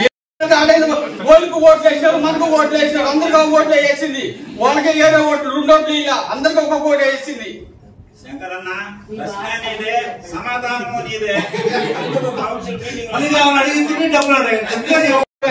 బాగుపడి కూర్చోలేదు. ఈ అవకాశం అందరికీ కూడా ధన్యవాదాలు చూసి సెలవు తీసుకుంటున్నాను. సమావేశానికి వచ్చినటువంటి మున్సిపల్ అధికారులు, చైర్పర్సన్ గారు, అలానే తోటి కౌన్సిలర్స్, పత్రికా విలేకరులందరికీ కూడా నా యొక్క ధన్యవాదాలు తెలియజేసుకుంటున్నాను. ముఖ్యంగా మన రాష్ట్రం మొత్తం మీద కూడా మహిళలకి సంబంధించి ఈ కల్తీ మద్యం గురించి ఎన్నో ధర్నాలు చేయడం జరిగింది.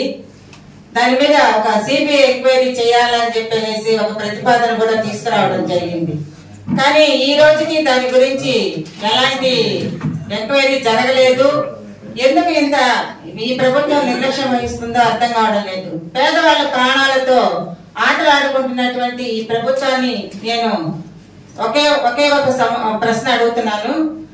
మహిళలు ఎంతో కష్టపడి కుటుంబాన్ని పైకి తీసుకురావాలా, కుటుంబ సంక్షేమం కోసము వాళ్ళు ఎంతో కష్టపడితే ఇచ్చేస్తుంటే ఒక భర్తగా ఉండే అతను బయటకు వెళ్లి కూలీ నాలు చేసుకొని వచ్చే 100-200 ఎంతైనా కూడా తీసుకెళ్లి సాయంత్రానికి ఆ మద్యం తాగి దాని ప్రాణం మీద తెచ్చుకొని అతని ప్రాణాలు కోల్పోయినప్పుడు, ఆ కుటుంబం రోడ్డు పాలైనప్పుడు వాళ్ళు పడేటువంటి ఈ యొక్క బాధలు చూస్తూ అందరూ కూడా మహిళలు ముందుకొచ్చి మాకు ఈ కల్తీ మద్యాన్ని నిషేధించండి అని చెప్పేసి అడగడం జరిగింది. కానీ ప్రభుత్వానికి చీమ కుట్టినట్టు కూడా లేదు. గత ప్రభుత్వంలో కూడా మద్యం అమ్మకాలు జరిగినాయి, కానీ చనిపోయినటువంటి దాఖలాలు ఎక్కడా లేవు. ఈ యొక్క ప్రభుత్వంలో ఈ కల్తీ మద్యం కోసం ప్రజలు ప్రాణాలు తీస్తున్నారు. దయచేసి మీరు సిబిఐ ఎంక్వైరీ చేసి దాన్ని ఆపాలని చెప్పేసి నేను ఈ యొక్క మున్సిపల్ సమావేశ వేదికగా నేను ప్రశ్నిస్తున్నాను. అలానే మన ప్రభుత్వానికి కూడా ఒక నివేదిక సమర్పించాలని చెప్పేసి నేను మీకు తెలియజేసుకుంటున్నాను. తర్వాత మనకి మున్సిపాలిటీ ఈ 5 ఏళ్ళు పూర్తయిపోతున్న సందర్భంలో గతంలో చాలా సార్లు కూడా ఈ యొక్క మన యొక్క పాలక మండలిని మన శిలాఫలకంలో పెట్టాలని చెప్పేసి కూడా మన వాళ్ళు ఒక ప్రతిపాదన తీసుకొచ్చారు. మన తోటి కౌన్సిలర్ 4వ వార్డు కౌన్సిలర్ నారాయణ కూడా ఆ రోజు ఒక ప్రతిపాదన మీ ముందుకు తీసుకొచ్చారు. దాన్ని తీర్మానించడం కూడా జరిగింది. కానీ ఎందువల్ల జాప్యం జరుగుతుందో మాకు అర్థం కావడం లేదు. కాలం అయితే అయిపోతుంది. బహుశా ఇదే ఆఖరి సమావేశం కావచ్చు, లేదు ఇంకొకటి ఉండొచ్చు, బడ్జెట్ సమావేశం కూడా ఉండొచ్చు అని మొన్న కమిషనర్ గారు అన్నారు. ఏదేమైనా కూడా దాన్ని ఒకసారి మళ్ళీ పర్సూ చేయాలని చెప్పేసి నేను అందరినీ కూడా విన్నవించుకుంటున్నాను. ముఖ్యంగా చైర్పర్సన్ గారు దీని గురించి మీరు కొంచెం గట్టిగా వాళ్ళతో మాట్లాడి ఒక శిలాఫలకాన్ని ఏర్పాటు చేయాలి. మన పాలక మండలి గుర్తుండిపోయే విధంగా మీరు చర్య తీసుకోండి.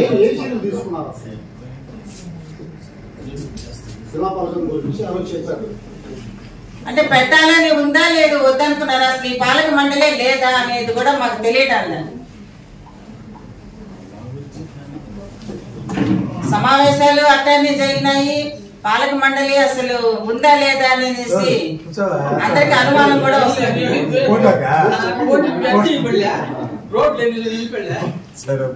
అయ్యా మేము అడిగిన దానికి వాళ్ళ సమాధానం రాలే. అక్కడ నువ్వు అంతలోపల అర్జీ చెప్పుకుని పోతాను. ఇప్పుడు మాట్లాడి ప్రశాంతం కూర్చో. కమిషనర్ గారు కూడా వచ్చాక ఒకసారి చర్చించడానికి గురించి అక్కే చెప్తాం. నాకు కొద్దిసేపు చెప్తారు కదా, మీరు ఉండండి. మేము ఫస్ట్ ఇచ్చాం, ఇచ్చి ఎన్ని నెలలు అయింది. తర్వాత 1 or 2 times శంకరయ్య బాలన్న మేమందరం కలిసి కమిషన్ గారికి చెప్పాం. ఆ రోజు మీకు చెప్పాను. నేనేమంటానంటే రేపు నెల దాటితే ఇంతకుముందు గవర్నమెంట్ ఏమని చెప్తారు, ఎలక్షన్ కమిషన్ కాదు, జనవరిలో నోటిఫికేషన్ రావచ్చు అన్నారు. తర్వాత ఇప్పుడు మార్చి అంటాను, అది వేరే సబ్జెక్ట్. గవర్నర్ నోటిఫికేషన్ వచ్చింది, మాకు వీలు కాలేదంటారు, మా పదవి కాలం అయిపోతుంది.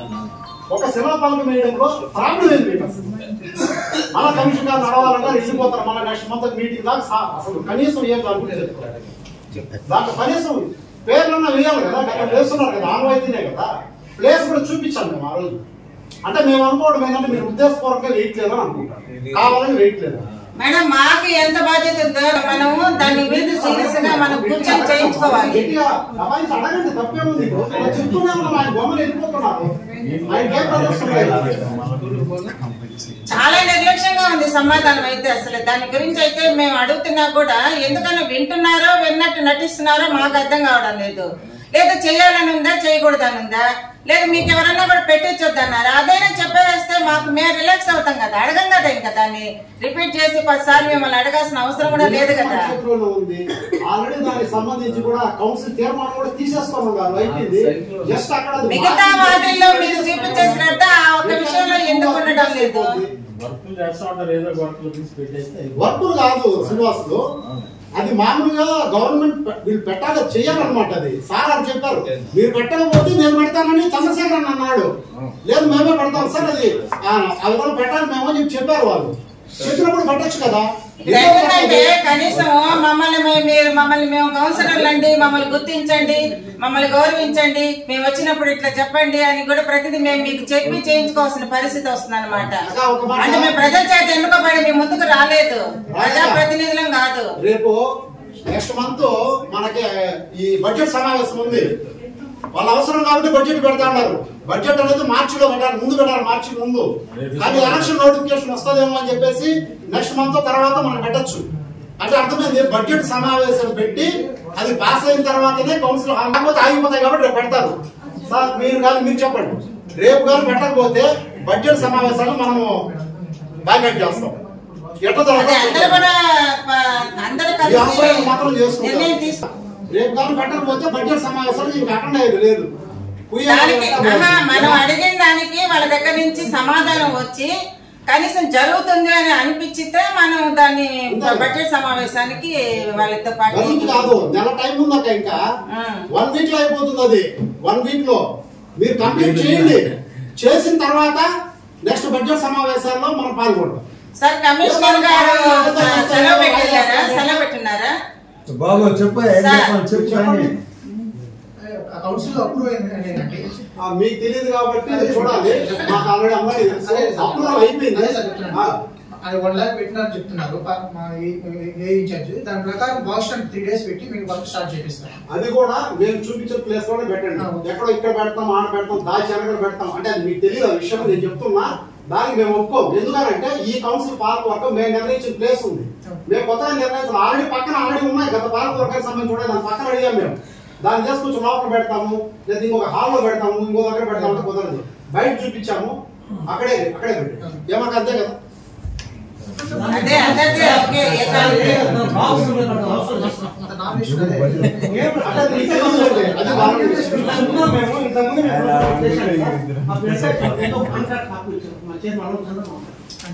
కాంట్రాక్ట్ కాకపోతే కాంట్రాక్ట్ ఫ్రీగా ఇస్తారు బోర్డు చేశారు. ఎంత ఇది అయితే బోర్డు వేసి ఎంత పడుతుంది దానికి 10 రోజులు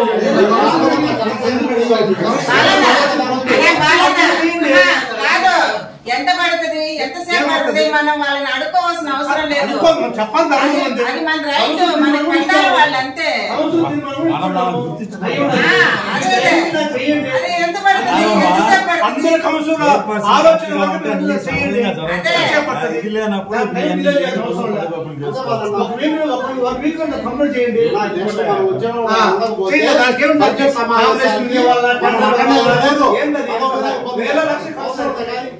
లక్ష కాంట్రాక్ట్ చేస్తారు. మేము ఎక్కడికక్కడ సర్దుకోకపోతాడు. ఈ రోజు కూడా 3 నెలల తర్వాత మీటింగ్ కేవలం సంతకాలు పెట్టడానికి పెట్టారు. మీరు పదవి పోద్దని కాదు, మా పదవుల మీద వ్యవహారం లేదు, వీటి కోసం పెట్టారు. వర్కులు సంతకాలు పెట్టడానికి పెట్టారు. ప్రతి నెల మీటింగ్ పెడితే 10 సమస్యలు వస్తాయి కదా ప్రజలకు సంబంధించి. అది పెట్టడం మీటింగ్ పెట్టడానికి ఏం ఖర్చు అవుతుంది? ప్రజా సమస్యలు వద్దు, వార్డుల సమస్యలు వద్దు, ఏమి బిల్లులు చేసుకోవడానికి కోసమనే మీటింగ్ పెడతారు 3 నెలలకు ఒకసారి. ఆ బిల్లులు అయిపోతాయి, ఆ తర్వాత మళ్ళీ 3 నెలల తర్వాత మళ్ళీ అన్ని చేసుకుంటారు. వాళ్ళ కాంట్రాక్టర్లు, వాళ్ళకి నచ్చిన కాంట్రాక్టర్లు వస్తారు, వాళ్ళు పని చేసుకుంటారు, వాళ్ళకి బిల్లులు శాంక్షన్ చేసుకుంటారు అంతే. ఇక్కడ ఇంకెవరు మనదేం లేదనమాట. మన రబ్బర్ స్టాంపులు ఇక్కడ కూర్చోవడము, రాగానే వాడు అటెండెన్స్ తెస్తాడు, దాంట్లో సంతకం పెట్టడము, వాళ్ళు ఏదో పెట్టి నువ్వు 2 పప్పులు తిన్నామా పోయినామా, అంతకు మించి ఇంకేం లేదు. మాట్లాడుతున్నాం అంతవరకే, పరిష్కారం లేదు.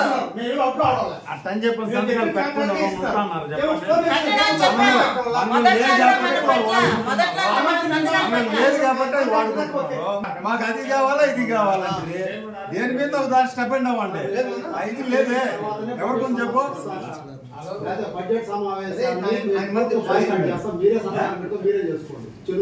చైర్మన్ రాదు మీటింగ్ పెడతాయంటే చైర్మన్ కండక్ట్ చేయాల్సింది మీటింగ్ చైర్మనే. అది ఆయన మనం చెప్పడం మనకు తెలుస్తుంది. పెట్టదు కాబట్టి మనం తీయగలిగినామన్నా. ఫోన్ చేసావు కరెక్ట్. ఆ రోజు నేనేమన్నాను మనం చేసుకున్న ఇదేనా ఇది అని చెప్పి దానికి చర్చించు లెక్క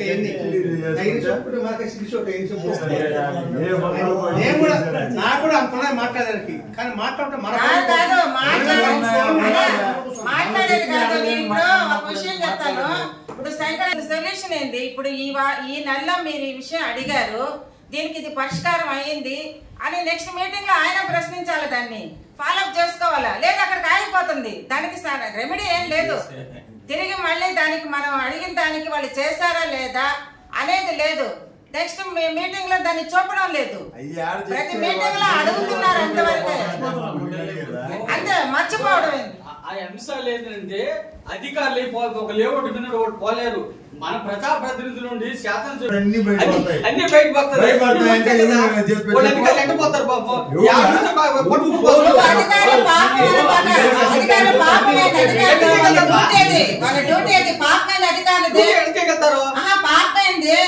వాళ్ళ మీద ఎందుకు ధనవంతుల జోలికి వెళ్ళరు, ధనవంతుల జోలికి వెళ్ళరు. 10 రూపాయలు దానంగా ఇచ్చే వాళ్ళ జోలికి వెళ్ళరు. ఒక అడుగు ప్రశ్నించిన దానికి రేపు నెల వాళ్ళు సమాధానం చెప్పకపోతే దాన్నే నువ్వు ప్రశ్నించు, దాని గురించి అడుగు. అడుగు వదిలేస్తున్నావు. 3 నెలల తర్వాత దాన్ని వదిలేసి వేరే కాయలు ఎత్తుకొని వస్తున్నావు మళ్ళీ.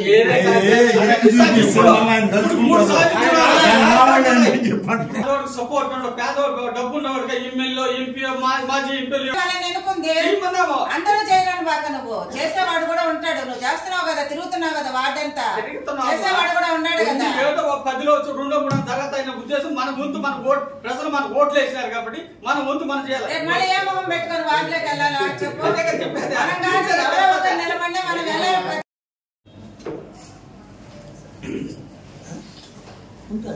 మున్సిపల్ చైర్పర్సన్ గారికి, వైస్ చైర్పర్సన్ చేసిన కరెంట్ బిల్స్, అదే లైట్లు, స్పేర్ పార్ట్స్ అవన్నీ తెప్పించి మేము వేయించాం మేడం.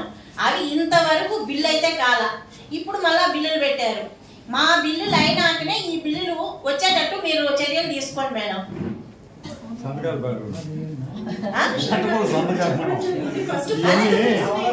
దీనికి ఆమోదించడం నేను అదే చెప్తుండేది. అంశాలు కాదు సంతకాలు పెట్టాము. మీరు అనుకుంటున్నారమ్మా తీర్మానించిన దాన్ని కూడా అదే. నేను అదే కదా ప్రశ్నిస్తున్నాను మేడం. మా బిల్లులు అయినాక ఇవి పెట్టండి మేడం. సంతకం పడేస్తాను చెప్పాలి. ఆమోదించామండి, అన్ని చేయలేదు.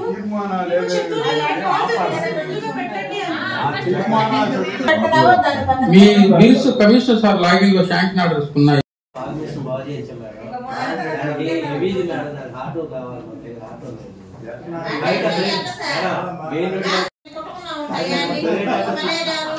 అన్ని వచ్చేస్తున్నాయి. మీరు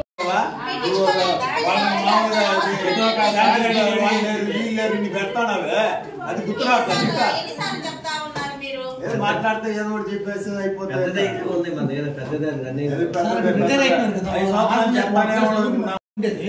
రిటైర్ అయిపోయినారు. రిటైర్ అయిపోతే ఆ ఒక్కతో చేపిస్తారా? ఆటోమేటిక్ ఊరు పెడతారా? రేపు ఒకటో తర్వాత ఏర్పాటు చేస్తాం సార్. సార్ వచ్చినారు మాట్లాడి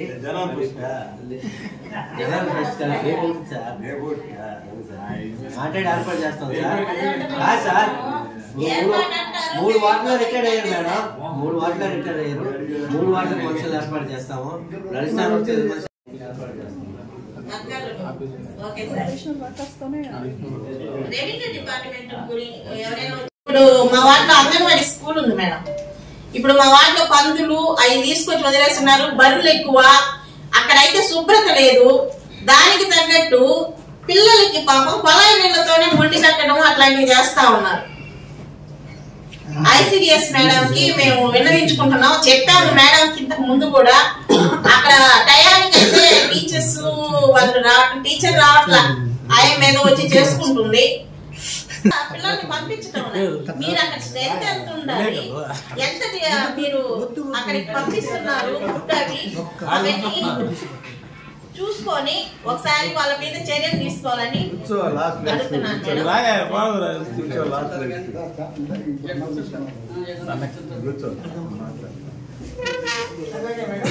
చెప్పినట్టుగా ఆల్రెడీ ఒకసారి మేము కూడా ఇష్యూ చేసుకున్నాము. అట్లా నెక్స్ట్ ఎంతెంత వచ్చినాయి నేను మొత్తము మీకు లిస్ట్ ప్రకారం ఎవరికి ఇస్తున్నారు అనేది లిస్ట్ మీకు సమర్పిస్తాను.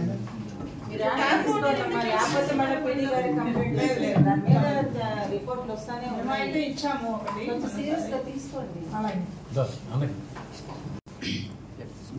ప్రతి ఒక్కరు కూడా చెప్పడం జరిగింది.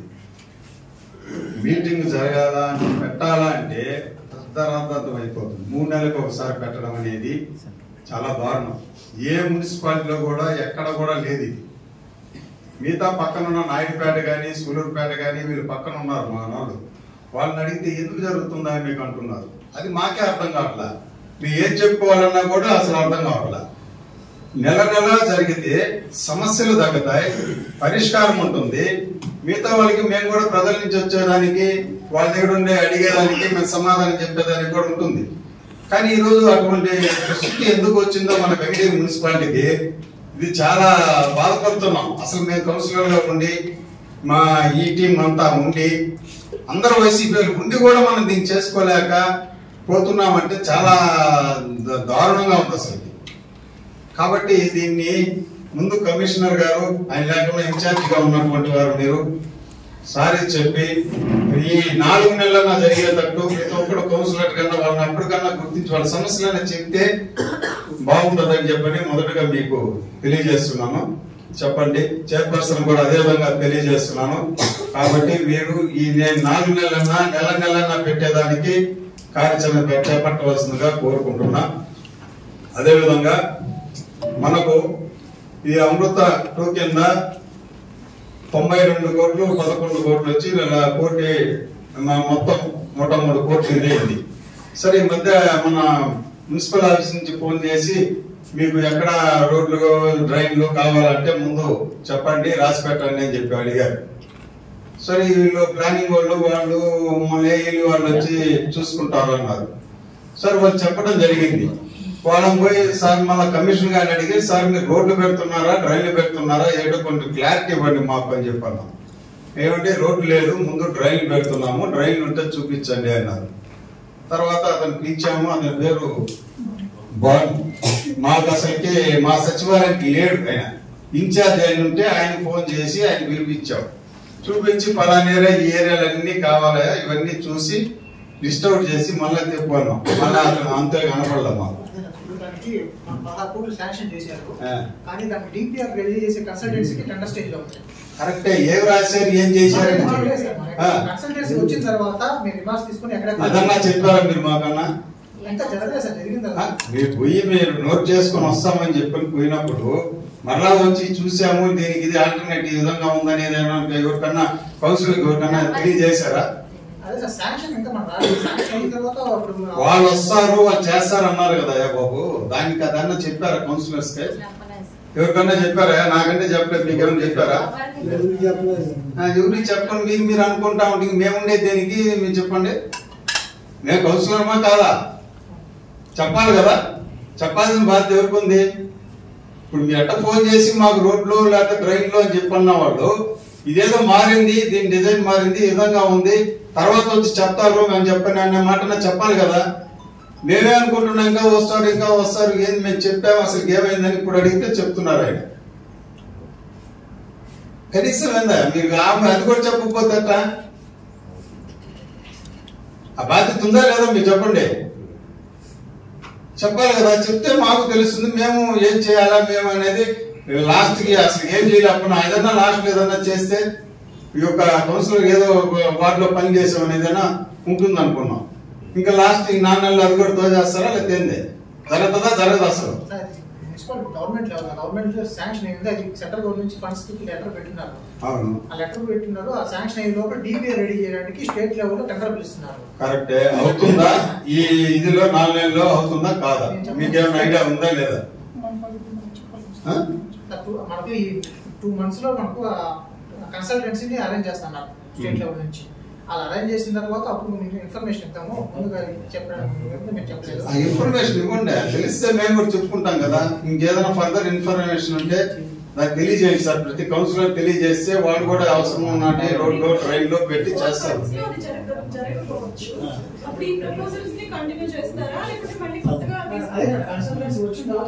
ఇప్పుడు మేము అయిపోయిన తర్వాత మళ్ళీ వాళ్ళు వచ్చి మాకు ఇక్కడే కావాలి వాళ్ళు అంటారు.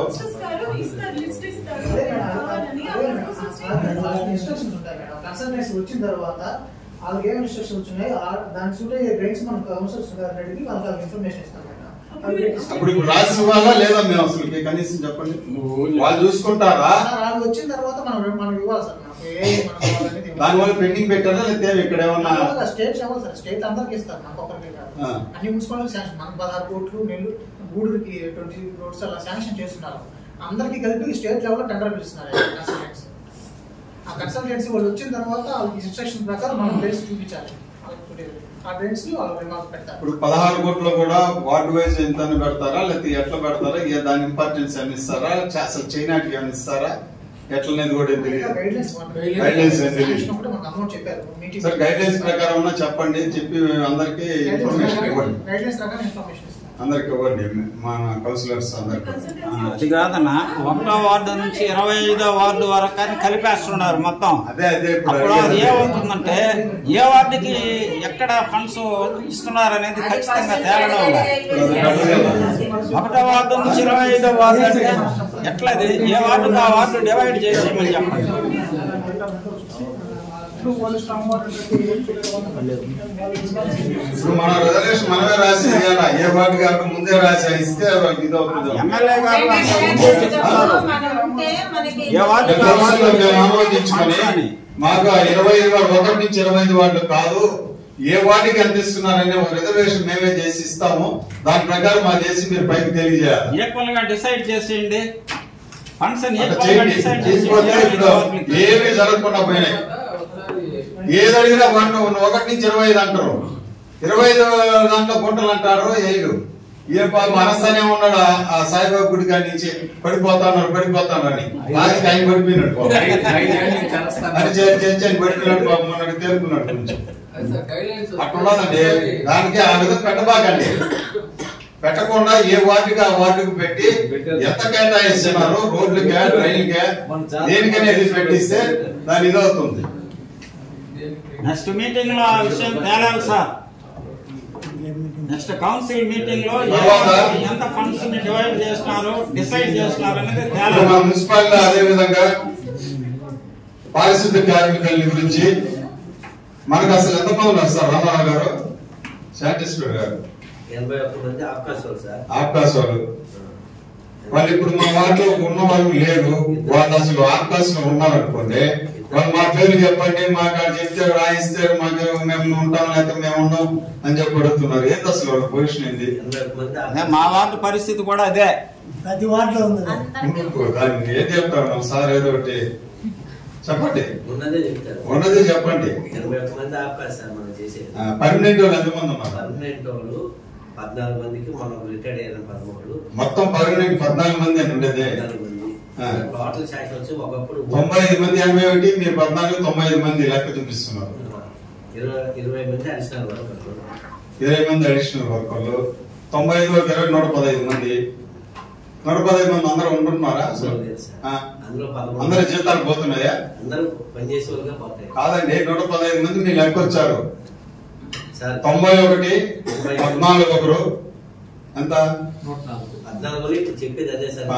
అందులో పర్మనెంట్ 14, 81 మంది ఆఫ్కాస్ కింద. 14లోనే పనిచేసింది 12 మంది. ఒకరు బిల్ కలెక్టర్ వెళ్తారు, ఒకరేమో టీచర్ ట్రైనింగ్ వెళ్ళారు, అతను టీచర్ పోస్ట్ వచ్చింది వెళ్ళిపోయారు. సరే, 12 మంది 12 ఒక 81 మంది ఆఫ్కాస్ వాళ్ళు, 93 మంది. 93 తర్వాత మిగతా ఒక 20 మంది 113 మంది. ఈ 113 మందిలో మొత్తం అందరూ వస్తున్నారా? ఎంతమంది వస్తున్నారు చెప్పండి రోజుకి? రోజుకి 10 నుంచి 15, 12, 13. 113 మందిలో 25 వార్డులు ఉన్నాయి. 25 రోజులు మీరు ఇద్దరే లెక్క 50 మందే పోతున్నారు. ఈ 50 మందిలో కూడా కొన్ని వార్డులు ఒకరే వస్తున్నారు. మన దాకా కూడా మా వార్డులు ఇద్దరున్నా కూడా ఒకరే వస్తున్నారు. వాళ్ళని అడిగితే ఇప్పుడు మళ్ళీ ఇంకో ఆయన వస్తాడు. ఉదయం చూసిన ఆయన మళ్ళీ రేపు చూసిన ఆయన మళ్ళీ ఇంకో ఉంటాను ఆయన. వార్డులో పని ఆకుండా ఒక వర్కర్ ఆబ్సెంట్ అయినప్పుడు ఆల్టర్నేట్ గా ఇంకో వర్కర్ మీకు ఏర్పాటు చేస్తున్నారండి. వాళ్ళు వాడికి అతను పారిశుద్ధ కార్యక్రమాలు వాళ్ళకి ఒక ఐడియా ఒక ఏరియాలో చేస్తే వాళ్ళు అక్కడ తిరిగి వచ్చే వారికి మళ్ళా వాళ్ళు కనుక్కోలేకపోతారు. ఇతను పారిశుద్ధ కార్యక్రమం ఆ ఏరియాలో ఉంటే ఒక 10 రోజుల్లో చేస్తే ఈయన వస్తున్నాడని చెప్తారు. ఇప్పుడు ఎందుకు మాకు ఆ విధంగా కంటిన్యూగా సరే చెప్పండి, మీరు ఎంతమంది మార్చారు చెప్పండి. అంటే ఆబ్సెంట్ అయిన వాళ్ళే మాకు వేస్తారా లేకపోతే మీరు ఎట్లా? ఆబ్సెంట్ అయిన వాళ్ళు ఇంకోటి మార్చుకుంటానే ఉంటారు అంటేనా? ఇప్పుడు 5వ వార్డులో ఒక లేడు, వాడు చేయను వార్డులో చేయను వెళ్ళిపోయాడండి. దీని సొల్యూషన్ ఏంది అసలు చెప్పండి మీరు. అసలు ఇంకొక దీన్ని పెంచుకునే దానికి ఉందా లేదా ఇంకేమన్నా ఉందా? ఇప్పుడు ప్రతి ఒక్కరు కూడా ఏరియాలు పెద్దవని ప్రతి కౌన్సిలర్ చెప్తున్నారు. ఇద్దరు చాలటం లేదని మేము మొదటి నుంచి కూడా ముగ్గురన్నా అవకాశం అడుగుతూనే ఉన్నాం. దీనికి అవకాశం జరుగుతుందా జరగదా? కౌన్సిల్ లో తీర్మానం చేస్తారు కదా సార్, 2 మంది అడిషనల్ వర్కర్లు చెప్తున్నారు అన్ని వాటిలో. అవునండి, ఇప్పుడు ఇన్ని పెడుతున్నారు మీరు కౌన్సిల్ మీటింగ్ లో. ఎంతసేపు ఆ బిల్లు వారి సంతకాలు మమ్మల్ని పెట్టమని చూసుకుంటున్నారు పోతున్నారు. ఇట్లాంటివి ఎందుకు మీరు ఎందుకు అడగటం లేదు?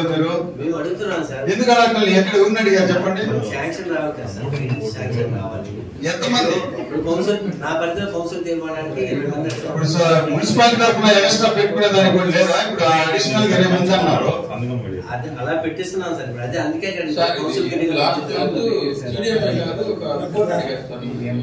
పాపులేషన్ బేస్ లో ఇంకా రిక్వైర్మెంట్ ఏమైనా ఉందా అని అడిగారు. మనం ఒక 40 పోస్టులు కావాలని అడిగాం. ఈ శానిటేషన్ సంబంధించి ఒక 10 పోస్టులు ఇంజనీరింగ్ కావాలని అది డెసిషన్ తీసుకోవాలి.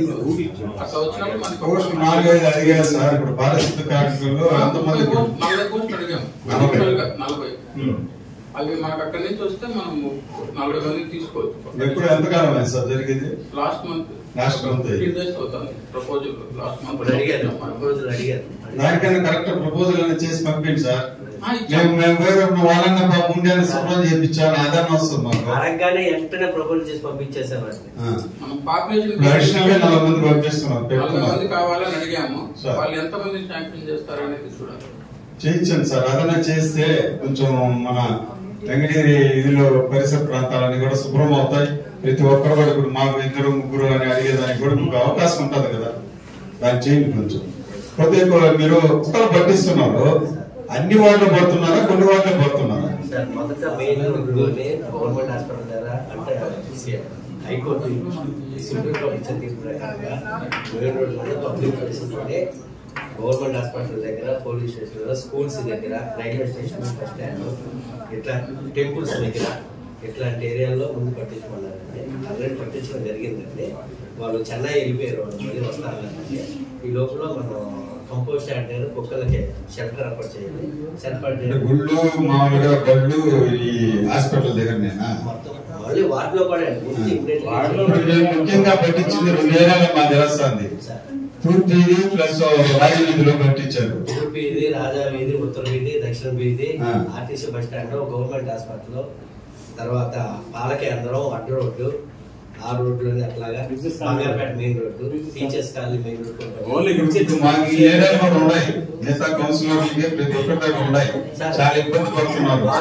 వాటిలో కుక్కలు కూడా రోడ్డు మీద వచ్చినప్పుడు ఇట్లా పట్టేసాం సార్. చాలా వరకు తగ్గినాయి, ఇంకా ఉన్నాయని పడతాం. అడతానే ఉన్నారు మా వాళ్ళు. కోతులు కూడా చాలా ఇదిగా ఉన్నాయి. కోతుల గురించి కూడా లేదా? కోతులు మళ్ళీ పట్టిస్తాం. ఎప్పుడు పట్టికెళ్తారు? ఏం కదా పెడతాం, నోటీస్ పెడతాం. పెట్టండి, పెడతామంటానే ఉన్నారు. మేము చెప్పుకుంటా పట్టించడానికి అదే పెట్టించి దాని కార్యాచరణ రూపం దాల్చండి. ఊరిని పెట్టి మేము పెట్టి సంతకాలు పెట్టేసి మేము పోయేసి తీర్మానించేసిపోయిన తర్వాత దాన్ని చేయాల్సిన పని ఎవరు? ప్రస్తుతానికి కుక్కలు పట్టిస్తున్నాం కదా సార్. అది అయిపోయిన తర్వాత మళ్ళీ మీరు చేయండి సార్. చేయకపోతే మేము పట్టుకుని వెళ్ళేస్తాం గ్యారెంటీ అని చెప్పండి. మీరు దానికి మీరు ఎంత బాధ్యత చేస్తే మేము కూడా బాధ్యత సహకరిస్తాం. మీరు బాధ్యత చేయకపోతే మేము కూడా ఇది చేయగలుగుతాం సార్. ఇప్పుడు మన ఆర్ఎండి గారు సార్, ఇప్పుడు మీరు ఇంత ముందు మాట్లాడే దాని విషయంలో అడిగారు. మన కాంపాల నుంచి ఆ టర్నింగ్ లో చూసారా ఎంత పోస్తే మన జాతరకి ఏదో మీరు గ్రాఫ్ పోసారు, మళ్ళా అది మొత్తం డ్యామేజ్ మళ్ళా కుంగిపోయింది. ఎవరన్నా రావాలంటే రాత్రిలో స్కూటర్లో కానీ ఎవరన్నా పోతే కూడా ఆ ఏరియాలో చాలా ఇబ్బందిగా ఉంది. అదే కాకుండా మన మిత్రులు ఈ మధ్య కూడా వీడియో మన వాళ్ళు కూడా అంతా మీ వీడియో తీసుకొని పెట్టున్నారు. అక్కడ కాంపాలను దాటిన తర్వాత ఆ రోడ్లో నీళ్ళ గురించి, వాటర్ గురించి మొత్తం ఇక్కడి నుంచి అలా పోతే పడితే పాపం అందరూ దాని నీళ్ళలో పడిపోతున్నారు. ఫ్యామిలీస్ పోయినా కూడా దాంట్లో మధ్యలో మళ్ళీ గుంటలు పడి ఉన్నాయి. మేము కూడా వెళ్తున్నాం. ఆ దాంట్లో పోతుంటే ఎక్కడ పోతుండే తెలియదు. మేము కూడా స్కిడ్ అయినాం. అంటే అట్లా ఫ్యామిలీ పోయిన వాళ్ళు ఎంతమంది అక్కడ పడుతున్నారని చాలా ఇబ్బందిగా ఉంది. మీరు ఇందాక రైతులు లోడ్ వేశారన్నారు. రైతులు ఎక్కడ లోడ్ అని చెప్పండి. రైతులు లాక్డౌన్ కాదు, రైతులు లోడ్ వేశారు అన్నారు. రైతులు వాటర్ అండి మన రోడ్డు మీద అంతకుముందు అది డిప్పుగా ఉంది. అవును, 2 ఏళ్ళప్పుడు అప్పుడు కళాల వాటర్ అన్ని కూడా ఇట్లా వచ్చి యువతల ఉన్న వాళ్ళు వేసేస్తున్నారు హైట్. అప్పుడు మేమేం చేసామన్నట్టు కాలువ తీసి ఇక్కడ కొద్దిగా రోడ్ హైట్ లేపాం. దానివల్ల గత 2 ఏళ్లలో అటువంటి ప్రాబ్లం రాలేదు. ఇప్పుడు ఆ పక్కన లేఅవుట్లు పక్కన వేస్తున్నారు. ఈ పక్క లేఅవుట్, ఆ పక్కన లేఅవుట్ ఇద్దరు వేస్తున్నారు. ఆ లేఅవుట్లు అప్రూవ్ అయినాయో మనకు తెలియదు కానీ అక్కడ మన సంపూర్ణంగా ఆ వాటర్ మొత్తం ఇక్కడి నుంచి కనీసం 30-40-50 మీటర్ల దాకా వాటర్ రోడ్లు అనేది రావాలంటే మీరు ఎందుకు ఆ సైడ్ డ్రైన్ లాగా ఒక రోడ్డు కొని ఆ వాటర్ ని గుడ్డలో కలుపుకోవడం లేకపోతే ఇంకో విధంగా కాదండి. లాస్ట్ ఏంటంటే అంత ముందు ఆ పక్కన పొలాలు ఉంటే ఆ పొలాల్లో నుంచి నీళ్లు వెళ్ళిపోయాయి. ఇప్పుడు వాళ్ళు పోయేస్తున్నారు. మీరు దాని ఆల్టర్నేట్ ఏదనేది చూసుకోరు కదా. ఆ పొలంలో నుంచి దాగుందా లేకపోతే ఎట్లా ఉందా ఏందనేది ఆ పరిష్కార మార్గం చూడాలి కదా సార్. లాస్ట్ టైం కూడా ఇన్స్పెక్షన్ చేసి అప్పుడు చేర్చాము. దాని తర్వాత మేము వెట్నింగ్ చేసుకొని హైట్ లేని తర్వాత గత 2 years లో అయితే ఆ ప్రాబ్లం రాలేదు. మళ్ళీ ఇప్పుడు మీరు అన్నట్టు లేఅవుట్ లో ఈ ముందర కూడా వేసేసారు కాపాలం దాటుతాను దానివల్ల అప్పుడు మేమేం చేసామంటే మీరు చెప్పారు కదా లేఅవుట్ అక్కడి నుంచి అక్కడ దాకా కాలువ తీసుకున్నాం ఇక్కడే ఉన్నాయి మొత్తం అక్కడ పోయేదానికే ఇబ్బంది. ఇప్పుడు లేఅవుట్ లో ఏమన్నా అప్రూవ్ అయిందా? అప్రూవ్ కట్టించారు మనకు అసలు ఆ లేఅవుట్ లో 2 వేసుకున్నారు కాంపౌండ్ దగ్గర. సార్ ఏం తెలీదా? సార్ ఎల్ఆర్ఎస్ పెట్టించున్నారు సార్, ఎల్ఆర్ఎస్ పెట్టించున్నారు.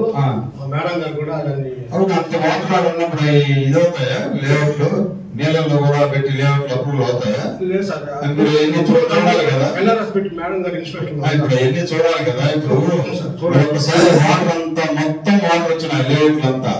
అటువంటి దాంట్లో చేస్తే రేపు ఏదన్నా ఆ ఏరియాలో ఇదైనప్పుడు ఆ పక్క నుంచి చెరువు ఇది ఉంది, ఆ మొత్తం వాటర్ వస్తుంది. రేపు ఏదైనా ఇబ్బంది అయితే దానికి కాకపోవడం మీరు చెప్పినట్టు అక్కడ దారి అవకాశం ఉంటే చూస్తున్నాము. చూస్తున్నారు ఎల్ఆర్ఎస్ లో వెరిఫై చేస్తాను. చూడండి, ముందు చూసి దాన్ని చేయండి. ఒకసారి ఇంకోటి ఏంటంటే మీకు ఆల్టర్నేటివ్ ఐటీ దాని నుంచి రోడ్డు పోతుంది, సీసీ అవుతుంది. పాపం ఇక్కడ ఫోన్ ఎలా ఆ సైడ్ అవుతున్నారు. మన మిత్రుడు మన మీడియా కూడా పెట్టారు, మన మీడియా సోదరుడు. దాన్ని చూసినా కూడా ఎవరు స్పందించలా. ఆ ఆల్టర్నేటివ్ అక్కడ ఐటీ నుంచి రోడ్ నుంచి అక్కడ పోతుంది. కనీసం దాని గుంటలన్నా పొడిస్తే దాంట్లోనే పోతారు పాపం. అదే గుంటలేదు. ఏమన్నా కూడా వెళ్తున్నా చూస్తున్నా లేదా? ఆ పక్కన ఐటీ రోడ్డు మున్సిపాలిటీ అన్నా వాళ్ళు ఎవరున్నా దాన్ని సార్ ఐటీ రోడ్డు వాళ్ళు అడిగితే అది మున్సిపాలిటీ రోడ్డు అంటున్నారు. ఇట్లా వచ్చి ఆర్ఎండి వస్తే ఐటీ రోడ్ నుంచి అక్కడ క్రాస్ అయితే దాంట్లో రాపూర్ హైవే గారు పోతారు. అది మొత్తం గుంటలు. అది కూడా ఎదలా బాగున్నా ఉంటే బాగునేటట్టు దాంట్లోనే పోతారు. అది లేదు. దాన్ని మనమన్నా చూసుకొని మనం చేయాల్సిన బాధ్యత మనం కూడా చేయాలి కదా. దాన్ని చెప్తే సార్ కమిషనర్ గారికి వచ్చినప్పుడు చెప్పండి, మీరు కూడా దాన్ని చూసి సరే మీరు కూడా పోయి దాన్ని చూసి ముందు రోడ్ అన్నా చేయండి. వీళ్ళు చేస్తే లేట్ ప్రాసెస్ అవుతుంది నాకు తెలిసి. దాని ఆల్టర్నేట్ అన్నా చేస్తే పాపం అక్కడ పోయేటప్పుడు మీరు కూడా లేట్ అంటే మేము లేట్ చెప్పాను కదా సార్, మీరు దాన్ని కొంచెం మధ్యలో కూడా గుంటపడిపోయింది. మీరు దిగి చూడండి, ఆ బైక్ లో పాపం ఆడికి వచ్చేలా స్కిప్ అయి పడిపోతున్నారు కదా. నాకు తెలుసులేండి, ఆల్రెడీ మీరు చూసారు. మీరు మా ఇక్కడ నుంచి ముదురు ఇక్కడనే ఉన్నారు, మీకు అన్ని తెలుసు. ఆల్రెడీ మనం రాజా గారి నుంచి కూడా ఫోన్ వచ్చింది గత ప్రభుత్వం ఉన్నప్పుడు. ఇప్పుడు చేయించాం నీట్ గా. మళ్ళీ ఇప్పుడు ఆ ప్రాబ్లం వచ్చింది. నాకు ఒక 2 days బ్యాక్ చెప్పారు. అది ఎప్పుడు సార్ నెల పై నుంచి ఉంది, వర్షం పడ్డప్పటి నుంచి వస్తానే ఉన్నది. మన వాళ్ళు వీడియోలు పెట్టున్నారు.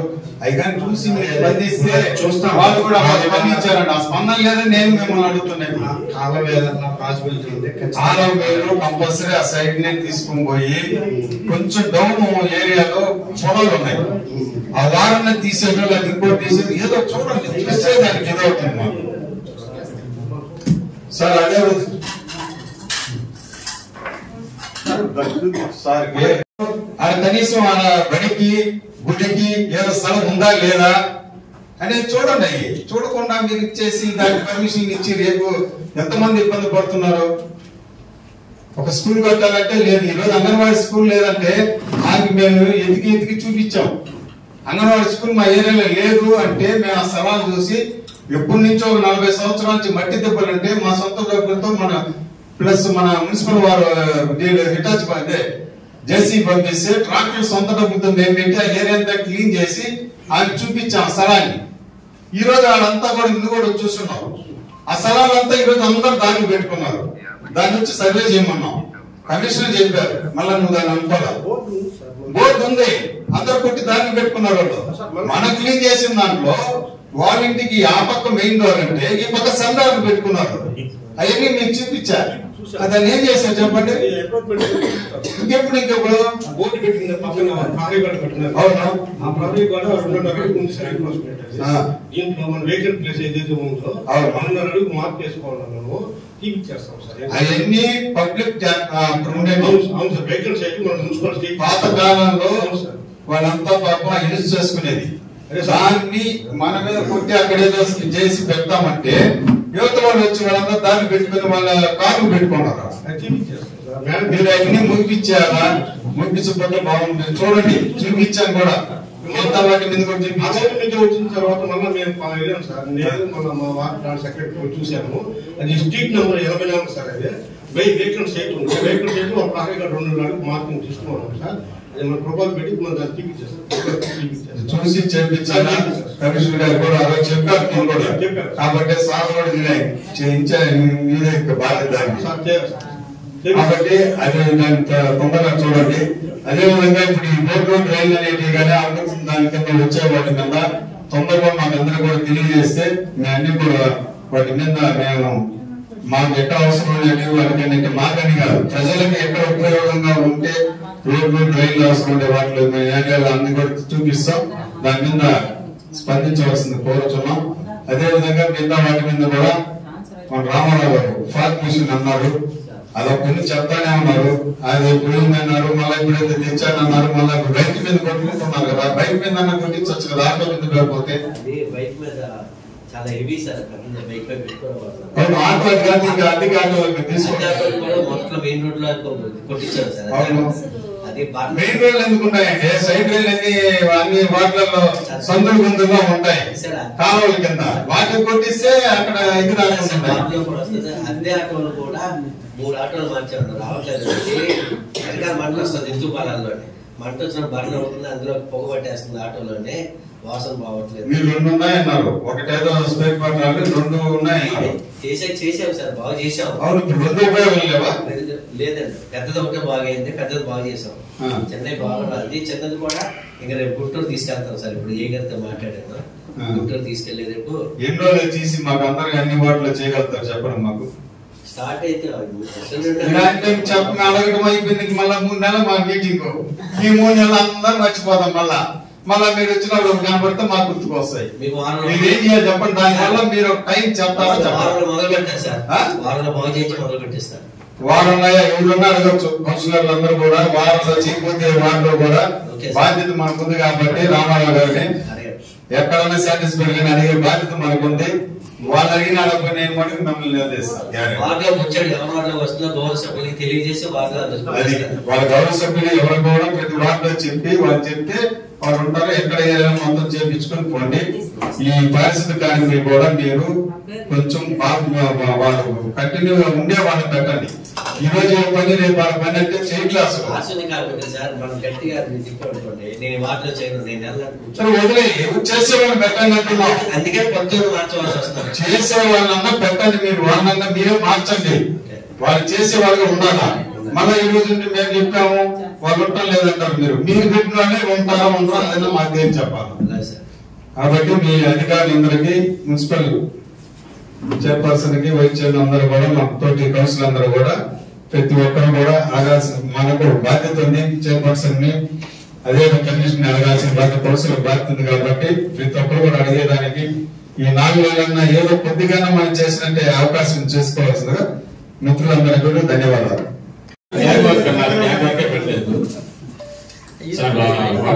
జరగలేదు.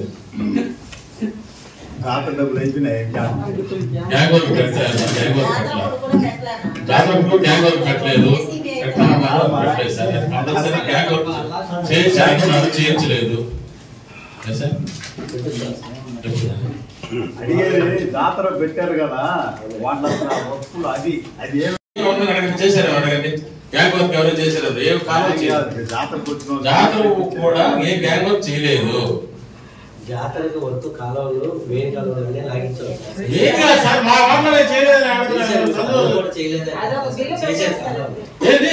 కాలువలు చేశారు. చేయలేదు సార్ అనుకోండి. పెట్టారు చేశారండి. నాకు సందులో యాడ్ చేశారు సార్. చేయలేదు. చేశారు చెప్తున్నారు. ఫోటో తీసారు. పలా కాలం తీసారు. ఎవరు చెప్పావు? ఏదైనా చెప్పారు. అబద్ధాలు ఎందుకు చెప్తారు సార్? నాకు చేసిన కాలం చూపించమన్నా చూపిస్తాను. ఇప్పుడు చేశాను అంటున్నావు. నువ్వు చేశానని చెప్తున్నావు కదా. చేశాను ఎందుకంటే చేయలేదు సార్. అలాగే మేడం చేస్తా మేడం. సార్ చేస్తుంటే రికార్డెడ్ గా ఉంటుంది కదా. చూపించు.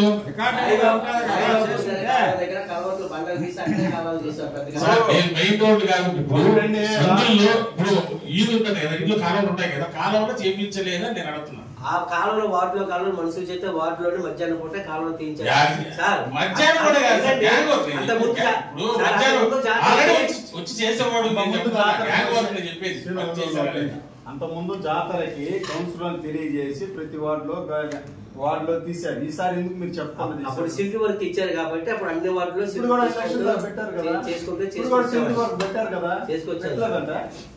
సిటీ వర్క్ 5 లక్షలు పెట్టారు కదా మన జాతరకే. అదేమైంది ఇప్పుడు ఒకటి లిస్ట్ కాదు, మీరు కౌన్సిలర్స్ ఎందుకు ఏ వార్డు ఎక్కడ ఎందుకు చెప్పలేదు? లాస్ట్ ఇయర్ చెప్పారు కదా. ఏ కాలం ఏం చేయలేదు చెప్పారు సార్. కాలం ఒకసారి మీరు అడిగితే నాకు ఐడెంటిఫై నాకు చెప్పలేకపోతున్నా కానీ వార్డులో కాలంలోకి వచ్చినాం. మీ వార్డులో కాలం తెస్తారు, మీ వార్డులో కాలం చెప్పాను సార్. చెప్పారని నేను చెప్తున్నా. చెప్పలా ఈయన కూడా చెప్పారు సార్.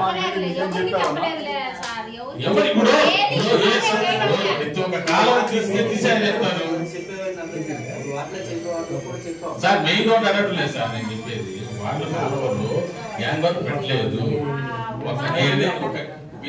ఇప్పుడు బండి ఎత్తి పెట్టి కాలం తీస్తేనే కదా గ్యాంగ్ వర్క్ పెట్టారు. ఏం చేశారని ఫోటో చూపిస్తారు. చేయలేదన్నారు కదా, చేసిన కాలంలో ఎక్కడెక్కడ చేసామన్నది అందరికి మళ్ళీ గవర్నమెంట్ సభ్యులందరికీ మీటింగ్ లో నేను తెలియజేసి ఎక్కడెక్కడ చేసాం మీకు ఇంటిమేషన్ చేసాం లేదన్నది ఆ చెప్పే మేస్త్రి కూడా తీసుకొని పెడతాను చెప్తారన్నారు. మీరు ఎప్పుడైనా చెప్తాను సార్. ఇప్పుడు ఈసారి చేయలేదంటే చేసిన పని చేయలేదంటే ఏం చేయలేదు.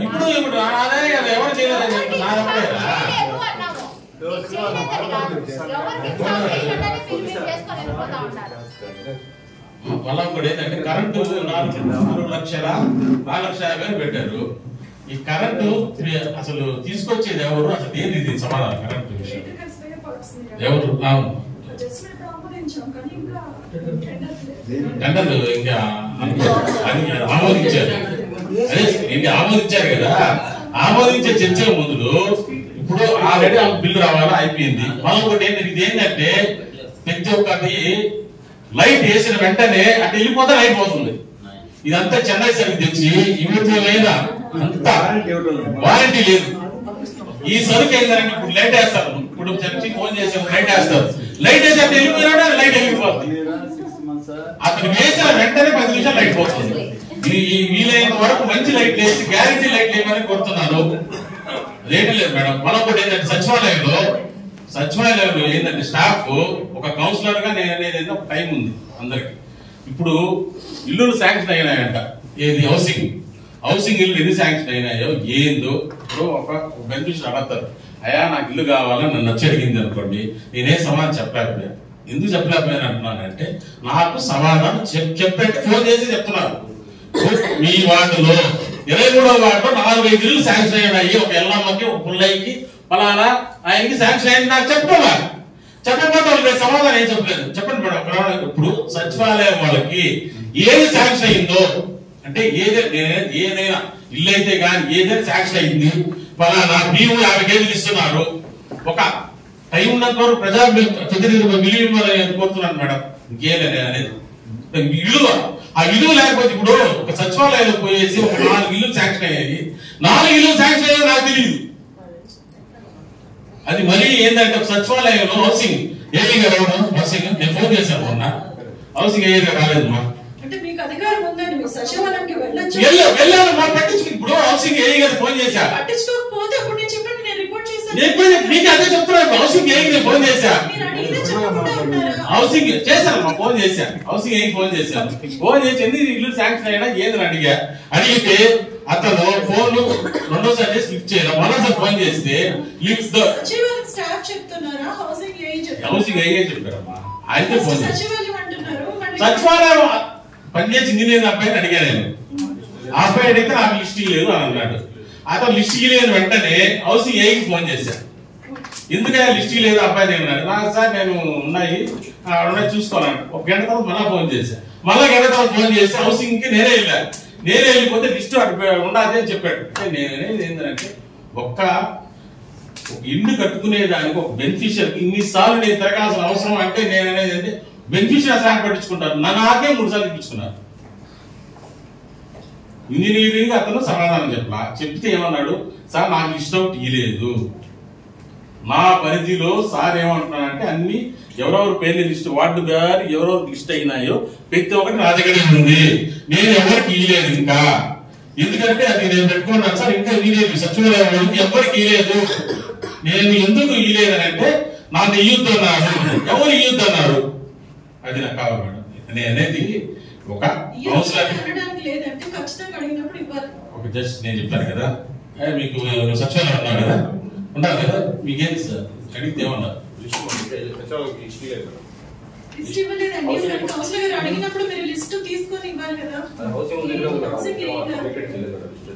హౌసింగ్ శాంక్షన్ అయినా లిస్ట్ కూడా ఉంది.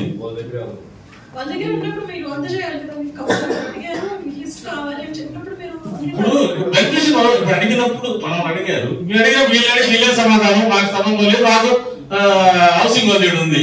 హౌసింగ్ వాళ్ళు సచివాలయంలో ఎంప్లాయ్ అనేది హౌసింగ్ ఉంది. హౌసింగ్ అతను అడిగితే ఆయన ఇదే సమాధానం. ఉంటే మీరు కమిషనర్ కి చెప్పండి, ఇట్లా కౌన్సిలర్ గారు అడుగుతున్నారు లిస్ట్ మాకు ఇవ్వాలి, కౌన్సిలర్ గారికి అందివ్వాలి అని చెప్పి కమిషనర్ కంప్లైంట్ చేసి తీసుకొని ఇవ్వండి.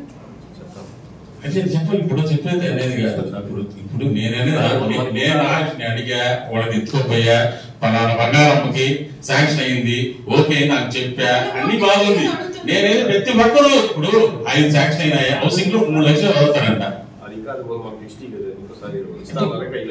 గవర్నమెంట్ చెప్పిన ప్రకారం వదిలి ఉండాలి అని చెప్తుంది. వాళ్ళకి ఎవరో ఇప్పుడు కొంతమంది శాంక్షన్ అవ్వలేదు, అప్పుడు అప్లై చేసుకుంటారు, వాళ్ళు వస్తారు. ఇప్పుడు 10 మంది అప్లై చేస్తారు, ఇప్పుడు వచ్చి ముగ్గురికి వచ్చింది. ప్రతి ఒక్క వార్డులో కూడా 50 మంది అప్లై చేస్తే 4కి 5 మందికి వచ్చున్నాయమ్మా. ఇప్పుడు తెలుగు వాళ్ళు అప్లై చేసుకుంటారు కదా, అది రెస్పాన్సిబిలిటీ లేదు. సరే మనోటి ఏంటంటే లాస్ట్ ఇది మట్టి దిబ్బలు, వార్డుల్లో మట్టి దిబ్బలు, కంప లాస్ట్ లో ఉన్నది చూడండి. అది మొన్న జాతరప్పుడు మట్టి దిబ్బలు, ఏడ మట్టి దిబ్బలు ఉన్నాయి, ఏడ లాస్ట్ పెట్టినారు.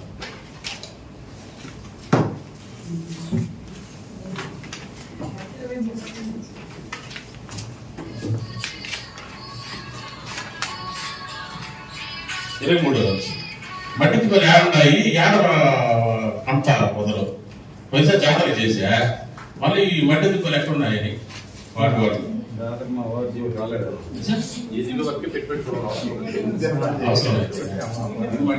మట్టి దిబ్బలు అనేది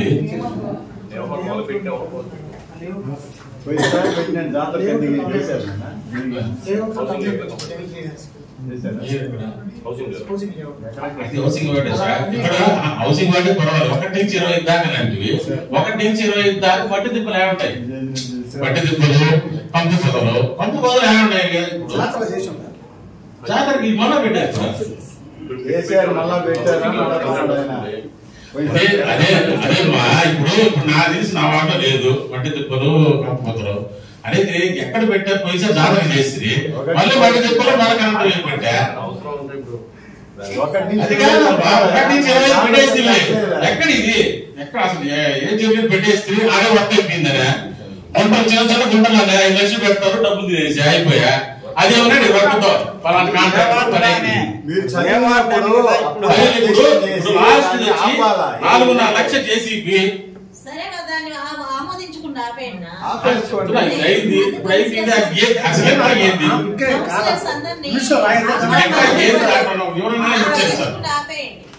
సంబంధించి మీరు లిస్ట్ అవుట్ ఏమైనా చేస్తున్నారా?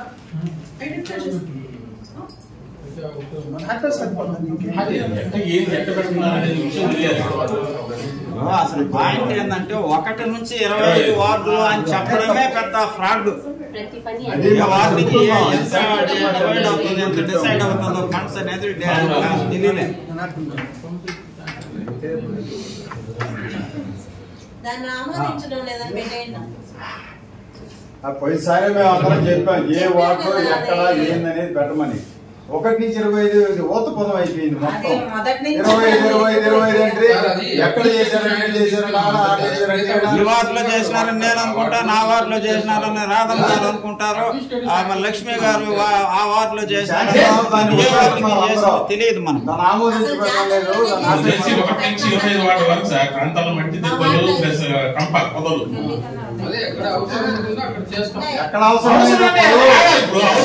తెలియాలి కదా.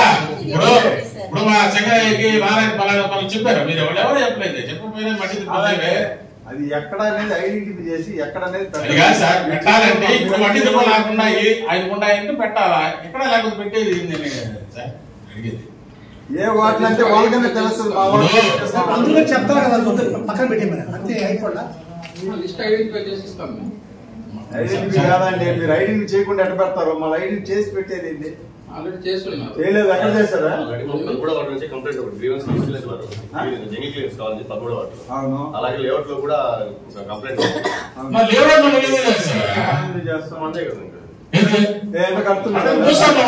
అందరూ క్లీన్ చేసుకుంటా పోవాలి.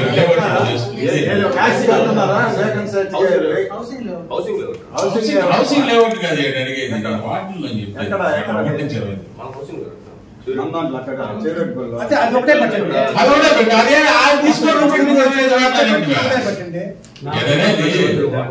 ఎక్కడ అవసరం ఉందో అన్ని కలిపి ప్లేస్ మెన్షన్ చేయండి. తీసుకున్నారు అక్కడెక్కడ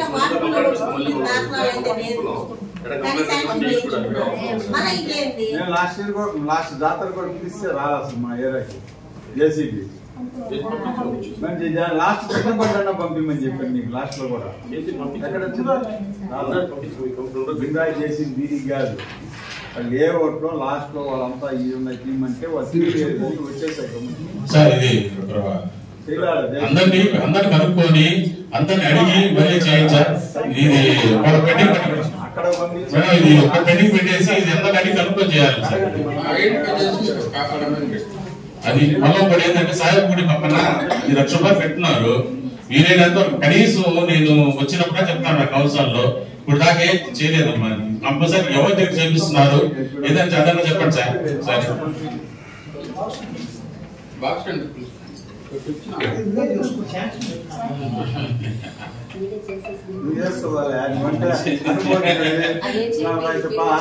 సరే ఏదో ఇప్పుడు అట్లా మా ఆయన చేసుకోమంటారా? చిన్నదే కదా చెప్పా, నువ్వు కూడా చెడిపోవాలి సార్. మళ్ళీ ఒకటి ఏంటంటే కుక్కలు సార్, కుక్కలు వదిలిపోవడం. మళ్ళీ కుక్కలు కూడా ఏంటంటే ఇటీవల అంత రిచెస్ ఏరియాలో పట్టారు. అంటే రిచ్ ఏరియా అనమాట, టీచర్స్ కాలనీ మంచి రిచెస్ ఏరియాలో పట్టారే కానీ పేదలు ఉండే వాళ్ళతో పట్టలేదు సార్ కుక్కలు. దయించి మీరు ఏమనుకోకుండా 2 రోజులు రిచెస్ అనమాట బాగుంది రిచ్ ఏరియాలో పట్టారు కుక్కలు, మిగతా కుక్కలు పట్టలేదని నేను అనుకున్నాను. అడిగితే మీరు ఏమంటున్నారంటే పట్టేసి వెళ్ళిపోయారంట. రిచ్ కుక్కలు మామూలు నాటు కుక్కలు పట్టారు సార్. దయించి ఏమనుకోకుండా రిచ్ కుక్కలు అంటే కొన్ని వాటలు పట్టారు, కొన్ని వాటర్ పట్ల. అదే అడిగితే కాదు బాగా చూస్తాను.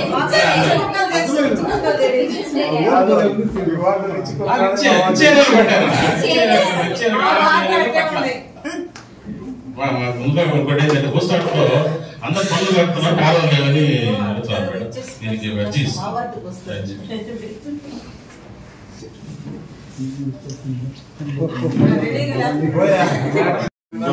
అందుకనే సీన్ అయిపోయిందా?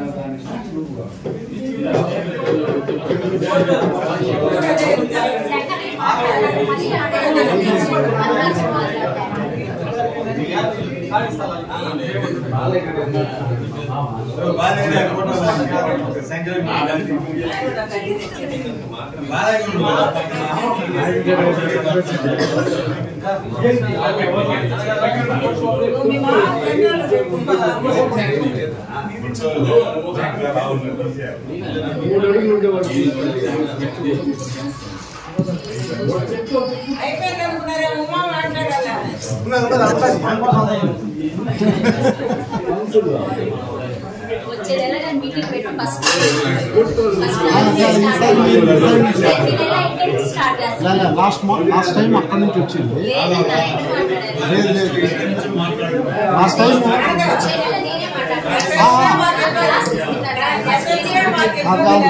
లాస్ట్ టైం ఇక్కడి నుంచి వచ్చింది చెప్పి ఇచ్చారు, అడిగారు. ఈ నెల ఇట్లా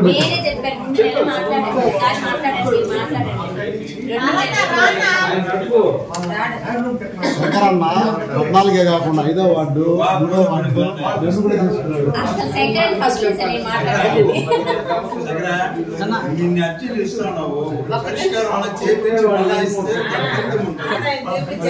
పరిష్కారం కాదు గురువు గారు, 3 నెలలు పెట్టి మర్చిపోతుంది. కమిషనర్ ఒక లైన్ కూర్చుంది, ఇప్పుడు కమిషనర్ మంచి లైన్ కూర్చుంది, ఇప్పుడు ఆయన మార్చేస్తున్నారు, కొత్త ఆయన వస్తున్నాడు, మళ్ళీ రెండు వచ్చి ముగ్గులు ఎత్తుకున్నట్టే. అప్పుడు మనం ఉండాలి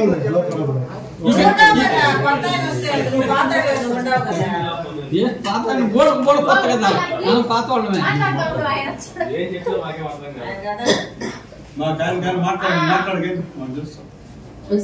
మేడం మా వార్డులో లైట్ వెలగట్లేదు. ఇప్పుడు వచ్చేది పండగ సీజన్. మా వార్డులో వెలంపాలలో ప్రతి వీధిలో గవర్నమెంట్ పెడతారు మేడం. అక్కడ ఎక్కడ అంతా పరిశీలించి ఎక్కడ లైట్లు వెలగట్లేదు, అది కూడా కొత్త లైట్లు వేసే ఏర్పాటు చేయాలి మేడం. వేయడం పోవడం లైట్లు 2 రోజులే వెళ్తున్నాయి. ఆ లైట్లు వేస్తే కొద్ది రోజులన్నీ వెలిగేటట్లు వేయాలనుకుంటున్నాను. అలాగే కుక్కల కన్నా కూడా కోతులు ఎక్కువగా ఉన్నాయి మా వార్డులో, ప్రతి వార్డులో ఉంది అది. అదే మీరు ఫస్ట్ కుక్కలు అయిపోయిన తర్వాత కోతులు పట్టే ఏర్పాటు చేయాలని కోరుకుంటున్నాను సార్. అలాగే ఫాగింగ్ అస్సలు 2 సంవత్సరాలు అయింది మా వార్డు ఫాగింగ్ చేసి. మీరు వార్డ్ వైజ్ చేపిస్తున్నామని చెప్పారు కానీ మళ్ళీ ఎప్పుడు ఆపేశారో, అసలు ఎప్పుడు స్టార్ట్ చేశారో కూడా మాకు తెలియదు. అది మా వార్డు అసలు 2 సంవత్సరాలు అయింది. గ్యాంగ్ వర్క్ పెట్టి 3 మీటింగ్లు చెప్తున్నాను మేడం. నేను ఫాగింగ్ చేపించమని వార్డ్ వైజ్ వస్తాం అని చెప్తున్నారే కానీ మా వార్డులో అసలు చేయలేదు ఫాగింగ్. 2 years అయింది. అది మళ్ళా వేరే ఆటో తీసుకుంటారు. అది గ్యాంగ్ వర్క్ పెట్టించమని 3 మీటింగ్లు చెప్తున్నాను. అసలు ఏం గ్యాంగ్ వర్క్ కూడా పెట్టించట్లేదు మేడం. ప్రతి వార్డులో గ్యాంగ్ వర్క్ పెట్టించాలి కదా.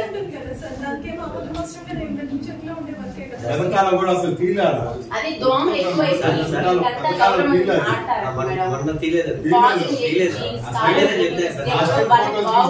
లైట్లు కొత్త లైట్లు మేడం.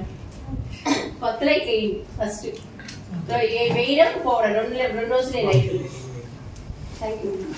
సమస్యలు అయితే చెప్పలేదండి. గవర్నమెంట్ లో చేయలేదు, అది కాదు మేడం, అయ్యే కదా మాట్లాడాలా. సమస్యలు ఎవరు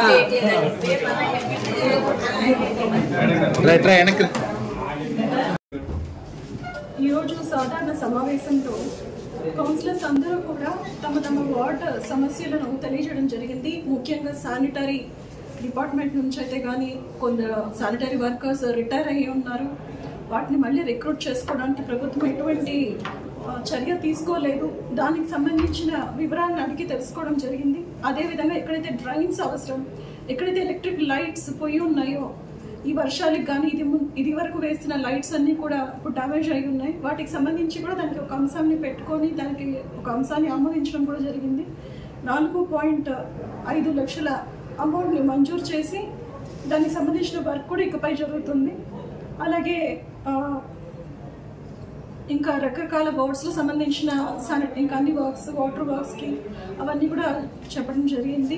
అలాగే వైఎస్ఆర్ ప్రభుత్వం ఉన్నప్పుడు అమృత్ 2.0 అనేది ఒక 110 కోట్లకు సంబంధించిన ఫండ్ని ఇప్పుడు ఆపేసి ఉన్నారు. దానికి సంబంధించి ప్రోగ్రెస్ ఏంటి అని తెలుసుకోవడం కూడా జరిగింది.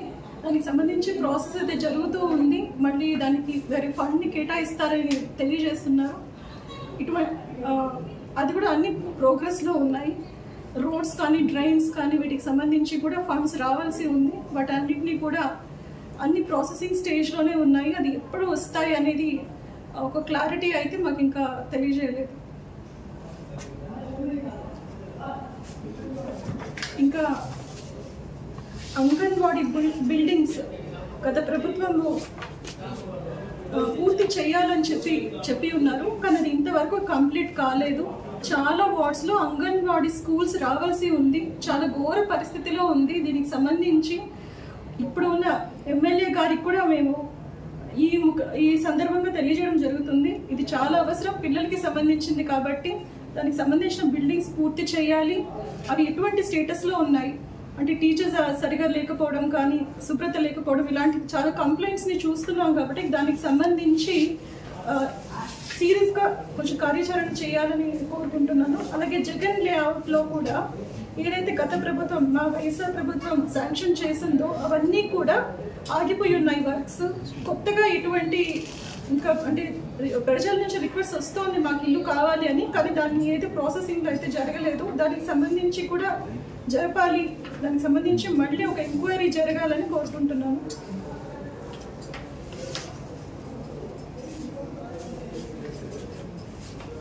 అలాగే కల్తీ మద్యం గురించి ఎంక్వైరీ కావాలి, సిబిఐ ఎంక్వైరీ కావాలని కూడా ఇక్కడ కౌన్సిలర్ గారు అడగడం జరిగింది. ఈ సందర్భంగా ఎమ్మెల్యే గారిని కూడా ఈ ప్రెస్ వారి ద్వారా తెలియజేస్తున్నాను. కల్తీ మద్యం గురించి చాలా మంది ఇబ్బంది పడుతున్నారు. ప్రతి ఏరియాలో ఇవి చాలా ఎక్కువైపోయాయి. దానికి సంబంధించి ఎంక్వైరీ చేయాలి. ఏవైతే రిజిస్టర్డ్గా ఉన్నాయో అవి మాత్రమే ఉంచి అనవసరమైన వాటిని తొలగించాలని కోరుకుంటున్నాను. అదేవిధంగా నేను ప్లకార్డులతో మన మెడికల్ కాలేజీలో ప్రైవేటీకరణ చేయాలి అని స్పందన ఏంటి మేడం? దానికి స్పందన అంటే మేము చాలా మంత్స్ నుంచి చేస్తున్నాము. మేమందరం కూడా వైఎస్ఆర్సీపీ ప్రభుత్వం అందరం కూడా, మా కౌన్సిలర్స్ అందరం కూడా మేము దాన్ని సపోర్ట్ చేస్తున్నాము. ప్రైవేటీకరణ చేయడం అనేది చాలా అంత ప్రజలకి అది అంత యూస్ఫుల్ అయింది కాదు. ఎందుకంటే ప్రభుత్వానికి సంబంధించిన కాలేజెస్ కానీ, హాస్పిటల్స్ కానీ ప్రజలకు అందుబాటులో ఉండాలి. కానీ అది ప్రైవేటీకరణ చేస్తే వాళ్ళకి అందాల్సిన బెనిఫిట్స్ సరిగా అందవు. ఇది దీనికి ఆధారపడి చాలా ఒక హబ్ లాగా ఉంటుంది. ప్రతి జిల్లాలో ఒక మెయిన్ హాస్పిటల్ ఉండాలి, మెయిన్ కాలేజ్ ఉండాలి. దానికి అనుసంధానంగానే మనకు మిగతా ప్లేసెస్లో గవర్నమెంట్ స్కూల్స్ కానీ, సిహెచ్సిలు కానీ, పిహెచ్సిలు అన్నీ కూడా వర్క్ చేస్తాయి. సో ఇది చాలా అవసరమైనది. ఇది మన మాజీ ముఖ్యమంత్రి వైఎస్ జగన్మోహన్ రెడ్డి గారు పెద్ద ఎత్తున ఇది తీసుకురావడం, ప్రజల్లోకి తీసుకురావడం, ప్రజలకి ఇది అర్థమయ్యేలాగా తెలియజేయడం, అలాగే వీళ్ళందరి సహకార సపోర్ట్ని ఒక సంతకాల ద్వారా వీటిని గవర్నర్ వరకు తీసుకెళ్లడం అనేది చాలా మంచి విషయం. ప్రజలందరూ కూడా ఇది అర్థం చేసుకోవాలి. పాలిటిక్స్కి సంబంధం లేకుండా మన పిల్లల భవిష్యత్తు, మెడికల్ కాలేజ్ పిల్లల భవిష్యత్తు కోసం మనం అందరం ఆలోచించి వారందరూ సపోర్ట్ చేయాలని కోరుకుంటున్నాం.